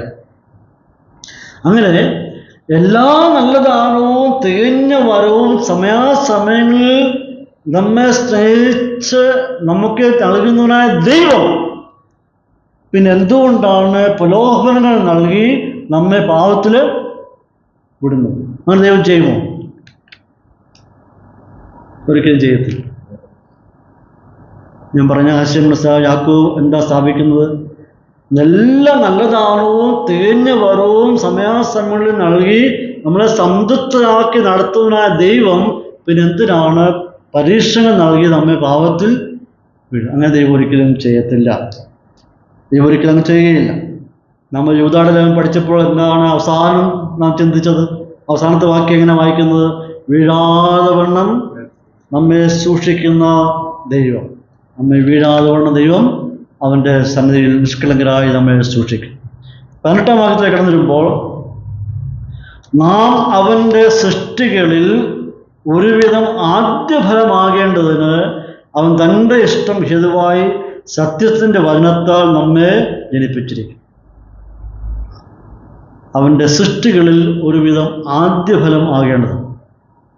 ഈ വാക്യത്തിൽ യാക്കോബ് സമർത്ഥിക്കാൻ ശ്രമിക്കുന്നത് ഒരു വിശ്വാസി പരീക്ഷണങ്ങൾ മുഖേന പാപത്തിൽ വീഴുന്നതിന് ദൈവത്തിന് പങ്കില്ല എന്ന് പറഞ്ഞിട്ട് പറയുകയാണ്,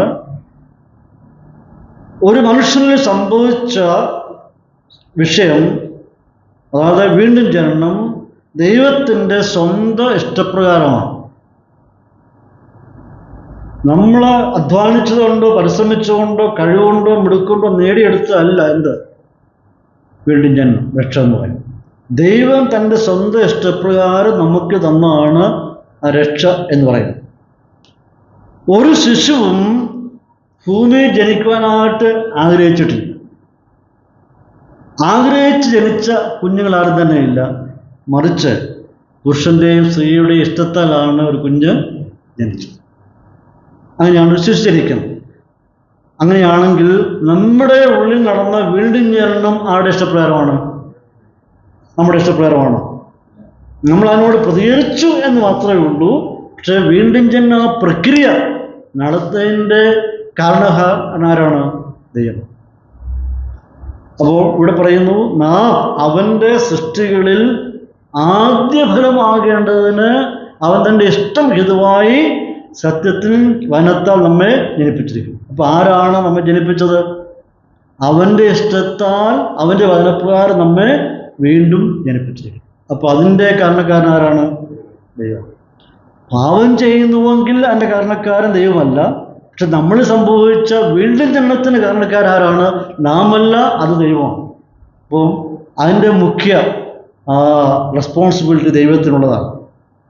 അപ്പോൾ നമ്മുടെ ബന്ധം എങ്ങനെയാണ്? നമ്മുടെ ബന്ധം എന്ന് പറയുമ്പോൾ ഇപ്പോഴത്തെ നമ്മുടെ അവസ്ഥ, നാം ക്രിസ്തുവിലും ക്രിസ്തു നമ്മിൽ. ഇതാണ് നമ്മുടെ ജീവിതത്തിൽ സംഭവിച്ച മാറ്റം എന്ന് പറയുന്നത്. അപ്പോൾ അങ്ങനെ ഈ അവസ്ഥ വരുവാനായിട്ട് ദൈവം താല്പര്യമെടുത്തു. ദൈവകൃപ തോന്നിയിട്ട് നമ്മുടെ പഴയ മനുഷ്യനുണ്ടായിരുന്ന പാപത്തിൻ്റെ കറകളെ ദൈവം കൃപാലുവായതുകൊണ്ട് അതിനെ കഴുകിക്കളഞ്ഞു. ഉടച്ചു കളഞ്ഞ ശേഷമാണ് ക്രിസ്തു നമ്മിലും നാം ക്രിസ്തുവിലും ആയത്. അത് വീണ്ടും ജനന പ്രക്രിയയിൽ കൂടി നടന്ന ഒരു സംഭവമാണ്. അതിനുശേഷം ദൈവത്തിൻ്റെ ആത്മാവിനെ നമ്മൾ കൊണ്ട് നിറയ്ക്കും. അപ്പോൾ പൂർണ്ണമായിട്ടും ഒരു പുതിയ മനുഷ്യനായി തീർന്നു, പുതിയ സ്വഭാവമുള്ളവനായി തീർന്നു. അപ്പോൾ തന്നെ പഴയ മനുഷ്യൻ്റെ സ്വഭാവങ്ങൾ നമ്മൾ ഉണ്ട് എന്നുള്ളതാണ്. ക്രിസ്തുവിൻ്റെ റൈറ്റസ്നെസ്, നീതി നമ്മൾ വസിക്കണം. നാം ഇതിനെയാണ് രക്ഷ എന്ന് പറയുന്നത്. അപ്പോൾ ഇവിടെ വായിക്കുന്നത്, ദൈവത്തിൻ്റെ സൃഷ്ടികളിൽ ആദ്യഫലമാക്കി തീർക്കുകയാണ് ദൈവം ചെയ്തിരിക്കുന്നത്. അപ്പോൾ ആദ്യഫലം എങ്ങനെ സംഭവിച്ചു? ആദ്യഫലം എന്ന് പറയുമ്പോൾ സുവിശേഷം കേട്ട് വീണ്ടും ജനിച്ചവരെയാണ് ആദ്യഫലമെന്ന് വിളിക്കുന്നത്. സുവിശേഷം കേട്ട് രക്ഷിക്കപ്പെട്ടവരെ ആദ്യഫലം എന്ന് വിളിക്കുന്നു. വാസ്തവത്തിൽ ആരാണ് ആദ്യഫലം? സുവിശേഷം കേട്ട് രക്ഷിക്കപ്പെട്ടവരായ ആദ്യഫലം ആരാണ്? ഒന്ന് ചിന്തിച്ചു നോക്കാം. ആദ്യഫലത്തിലെ ആദ്യ കൂട്ടർ ആരാണ്? യഹൂദന്മാർ. എവിടെ നിന്നാണ് ഉറവിടം? യെരുശലേമിൽ നിന്നാണ്. അവിടെയാണ് സുവിശേഷത്തിൻ്റെ ഉറവിടം. അവിടെയാണ് ആദ്യമായിട്ട് വിശ്വാസം സ്വീകരിച്ച് യഹൂദന്മാർ വിശ്വാസം സ്വീകരിച്ചത് അവിടെയാണ്. അപ്പോൾ അവരാണ് വാസ്തവത്തിൽ ആദ്യ. നാം എല്ലാവരും അതിൻ്റെ ഉപഭോക്താക്കളാണ്. തന്നെയും പ്രയോറിറ്റി ആരാണ്? പ്രിഫറൻസ് യഹൂദന്മാരായിരിക്കുന്നവരാണ്. അവർക്കാണ് യാക്കോബ് എഴുതുന്നത്. യാക്കോബ് എഴുതുന്ന ജാതികൾക്കല്ല, ചെറിപ്പോയ യഹൂദന്മാർക്കാണ് യാക്കോബ് എഴുതുന്നത്. യാക്കോബ് പറയാണ്, ദൈവത്തിൻ്റെ സൃഷ്ടികളിൽ നാം ആദ്യഫലം ആകേണ്ടതിന് എന്ന് പറയാം. ആദ്യഫലത്തെപ്പറ്റി ഒരുപാട് കാര്യങ്ങൾ പറയുന്നുണ്ട്. എന്നാൽ ആദ്യഫലത്തിൽ നിന്ന് നമുക്കിവിടെ 3 ചിന്തകൾ പഠിക്കാൻ പറ്റും. ഞാൻ പറയുണ്ടായി, യാക്കോബ് ഈ ലേഖനം എഴുതുന്ന ആർക്കാണ്? ചിതറിപ്പോയ യഹൂദന്മാർക്കാണ് ഇത് എഴുതുന്നത്. അപ്പോൾ ചിതറിപ്പോയ വിശ്വാസികളായ ക്രിസ്ത്യാനികൾക്കാണ് യാക്കോബ് എഴുതുന്നത്. അപ്പോൾ പ്രാഥമികമായ പരാമർശം എന്ന് പറയുന്നത് യഹൂദന്മാരായിരിക്കുന്ന ക്രിസ്ത്യാനികൾക്ക് യാക്കോബ് എഴുതുകയാണ്, നിങ്ങൾ ആദ്യഫലമാണ് യഹൂദ വിശ്വാസികളായിരിക്കും നിങ്ങൾ, നാം ആദ്യഫലമാണ്. ആദ്യഫലം എന്താണ് അവിടെ നടക്കുന്നത്? ആദ്യഫലം എന്ന് പറയുമ്പോൾ നന്ദി സൂചകമായി തന്നതിൽ നിന്നും നാം ദൈവത്തിന് കൊടുക്കുന്നതിനെയാണ് ആദ്യഫലം എന്ന് പറയും. ദൈവം എന്തെല്ലാം നൽകുന്നു അതിൻ്റെ നന്ദി സൂചകമായി നാം കൊടുക്കുന്നതിനാണ് ആദ്യഫലം എന്ന് പറയുന്നത്. അപ്പോൾ എല്ലാത്തിൻ്റെയും ഉറവിടം ആരാണ്? ദൈവമാണ്. എല്ലാത്തിൻ്റെയും അവകാശി ആരാണ്? അതും ദൈവമാണ്. അപ്പോൾ ആദ്യഫലം നാം കൊടുക്കുമ്പോൾ എന്താ നമ്മൾ അവിടെ പ്രകടിപ്പിക്കുന്നത്? ദൈവത്തിന് നന്ദി പ്രകടിപ്പിക്കുകയാണ്, ദൈവത്തെ സന്തോഷിപ്പിക്കുകയാണ്, ദൈവത്തെ സംതൃപ്തിപ്പെടുത്തുകയാണ് ചെയ്യുന്നത്. അപ്പോൾ ദൈവം തന്നതിൽ നിന്ന് നന്ദി സൂചകമായിട്ട് അവന് കൊടുത്ത് സന്തോഷിപ്പിക്കുക. അപ്പോൾ തന്നെ ആദ്യഫലം സൂചിപ്പിക്കുന്ന വേറൊരു വിഷയം കൂടെയുണ്ട്. അതെന്താണ്? ആദ്യഫലം കൊടുത്തു കഴിയുമ്പോൾ അതിൻ്റെ അർത്ഥം ഒരു പൂർണ്ണമായ വിളവെടുപ്പും കൂടി ആ തൊട്ടുപുറകെ ഉണ്ട് എന്നുള്ളതാണ്. നാം ഒരു 200 ഏത്തവാഴ വിത്ത് വെക്കുകയാണെങ്കിൽ ഏകദേശമൊക്കെ തുല്യ സമയത്ത് അത് കുലച്ച് പാകമാവും. എന്നാൽ അതിൽ ചിലപ്പോൾ ഒരെണ്ണമായിരിക്കും പൂർണ്ണതയെത്തിയ പക്വതയെത്തിയത്. അത് നാം എന്ത് ചെയ്യുന്നു? ആദ്യഫലമായിട്ട് ദൈവത്തിന് കൊടുക്കും. ദൈവത്തിന് സന്തോഷമായിട്ട് ദൈവത്തിന് സംതൃപ്തി കിട്ടാൻ വേണ്ടി ആദ്യഫലമായി ദൈവത്തിന് കൊടുക്കണം. ഈ ആദ്യഫലം കൊടുക്കുമ്പോൾ തന്നെ അവിടെ മനസ്സിലാക്കേണ്ടത് തൊട്ടുപുറകെ ബാക്കിയുള്ള ഫലം കൂടി ഉണ്ട് എന്നുള്ളതാണ്. അപ്പോൾ ഇവിടെ ആദ്യഫലം എന്ന് യാക്കോബ് പറയുമ്പോൾ, യഹൂദന്മാർ പറയും നാം ആദ്യഫലമാകേണ്ടതെന്ന് പറയുമ്പോൾ, അത് യഹൂദന്മാരായിരിക്കുന്നവർ ആദ്യഫലമായിട്ട് കർത്താവിനെ സേവിക്കാൻ വേണ്ടി ഇറങ്ങിത്തിരിച്ചു. തൊട്ടുപുറയുള്ളവരായ നാം ഉൾപ്പെടെയുള്ള സകലരും ആദ്യഫലത്തിൻ്റെ അടുത്ത അവകാശികളായിട്ട് തൊട്ടുപുറയുള്ളവരായിട്ടാണ് കാണുന്നത്. ആദ്യത്തേത് യഹൂദ കുടുംബം, പിന്നെ സകല വംശം. അപ്പോൾ നമ്മുടെ സ്റ്റാറ്റസ് ഏകദേശം തുല്യം തന്നെയാണ്. എന്തുകൊണ്ടാണെന്ന് അങ്ങനെ പറയാൻ കാരണം, യഹൂദൻ ക്രിസ്ത്യാനികളും ജാതീയ ക്രിസ്ത്യാനികളും യവനന്മാരായിരിക്കുന്ന ജാതികളായ ക്രിസ്ത്യാനികളും എല്ലാ ആൾക്കാരും എങ്ങനെ രക്ഷിക്കപ്പെടുന്നത്? സുവിശേഷം കേട്ടാണ് രക്ഷിക്കപ്പെട്ടത്. അപ്പോൾ സുവിശേഷം കേട്ട് രക്ഷിക്കപ്പെട്ടവരാണ് ആര്? ആദ്യഫലം എന്ന് പറയും. നാം എല്ലാവരും ആദ്യഫലത്തിൽ പെടുന്നവരാണ്. എന്നാലും പ്രയോറിറ്റി ആർക്കാണ്? യഹൂദന്മാരായിരിക്കുന്നവർ. അവരാണ് അവിടെ നിന്നും കേട്ട് പുറപ്പെട്ടു വന്നവർ. അപ്പോൾ യാക്കോബ് ഇവിടെ പറയുന്നത്, ആദ്യഫലമായി തിരഞ്ഞെടുത്തിരിക്കുന്ന നിങ്ങൾ പ്രലോഭനങ്ങൾ, പരീക്ഷണങ്ങൾ നൽകി പാപത്തിലേക്ക് വീഴുവാൻ ദൈവം ഒരിക്കലും സമ്മതിക്കുകയില്ല. കാരണം എന്താണ്? അവൻ നമ്മെ ആദ്യഫലമായിട്ട് കണ്ടിരിക്കുന്നത്. അങ്ങനെയുള്ളവരെ ഒരിക്കലും ഇങ്ങനെയുള്ള പ്രലോഭനങ്ങൾ വഴി പാപത്തിലോട് തള്ളിയിടുവാനായിട്ട് ദൈവം ഒരിക്കലും സമ്മതിക്കത്തില്ല. അങ്ങനെ ദൈവം ചെയ്യുകയില്ല. ആ ദൈവം അങ്ങനെയുള്ള സ്വഭാവമുള്ളവനല്ല. മറിച്ച് ദൈവം നൽകുന്നത് നല്ലതും തികഞ്ഞ വരമൊക്കെയും എവിടുന്ന് വരുന്നു? ഉയരത്തിൽ നിന്ന്, പിതാവുകളിൽ നിന്ന് വരുന്നു. അപ്പം ദൈവം നമുക്ക് തരുന്നത് എന്താണ്? നല്ലതും തികഞ്ഞ വരമൊക്കെയും ദൈവത്തിൽ വരും. മോശമായിട്ടുള്ളത്, ദോഷം സംഭവിക്കുന്നത്, പാപത്തിൽ വീഴുവാൻ തക്കോണം ഒരിക്കലും ദൈവം നമ്മെ പരീക്ഷിക്കുന്നില്ല. മറിച്ച് ദൈവം ചെയ്യുന്നത് ഒരു വിശുദ്ധൻ്റെ ബന്ധത്തിൽ നല്ലതും തികഞ്ഞ വരമൊക്കെ നൽകി നമ്മെ അവൻ അനുഗ്രഹിക്കുന്നു എന്ന് യാക്കോബ് ഇവിടെ പറയുകയാണ്. അപ്പോൾ യാക്കോബ് ഇവിടെ വിശ്വാസം ഓർപ്പിക്കുകയാണ്, നമുക്ക് പരിശോധനയുണ്ട്, നിങ്ങളെ മെച്ചുറാക്കാൻ വേണ്ടി ദൈവം അത് ചെയ്യുന്നു. പരീക്ഷണങ്ങൾ ഒരിക്കലും ദൈവത്തിൽ നിന്നുള്ളതല്ല, പരീക്ഷണങ്ങളെ നിങ്ങൾ അതിജീവിക്കണം. പരീക്ഷണങ്ങൾ പാപത്തിലോട്ട് പോകും, എന്ന പരിശോധന വിവരങ്ങളോട്ട് നമ്മെ മെച്ചുറാക്കി ദൈവം തീർക്കുന്നു എന്ന് യാക്കോബ് 2 കാര്യങ്ങളിലൂടെ പ്രത്യേകം ഓർപ്പിക്കുകയാണ്. ദൈവനാമം അടുത്തവിടെ പറയട്ടെ. ഇത്രത്തോളം സമയം നമുക്ക് 2 വിഷയങ്ങളെപ്പറ്റി ഈ വേദഭാഗങ്ങളിൽ 1 മുതൽ 2 മുതൽ 18 ഭാഗങ്ങളിൽ ഈ 2 വിഷയങ്ങളെപ്പറ്റി യാക്കോബ് ഇവിടെ പറയുകയാണ്. അടുത്ത വാക്യം മുതൽ വേറൊരു വിഷയത്തിലോട്ടാണ് യാക്കോബ് പ്രവേശിക്കുന്നത്. നമുക്ക് അത് അടുത്ത ആഴ്ച ചിന്തിക്കാം.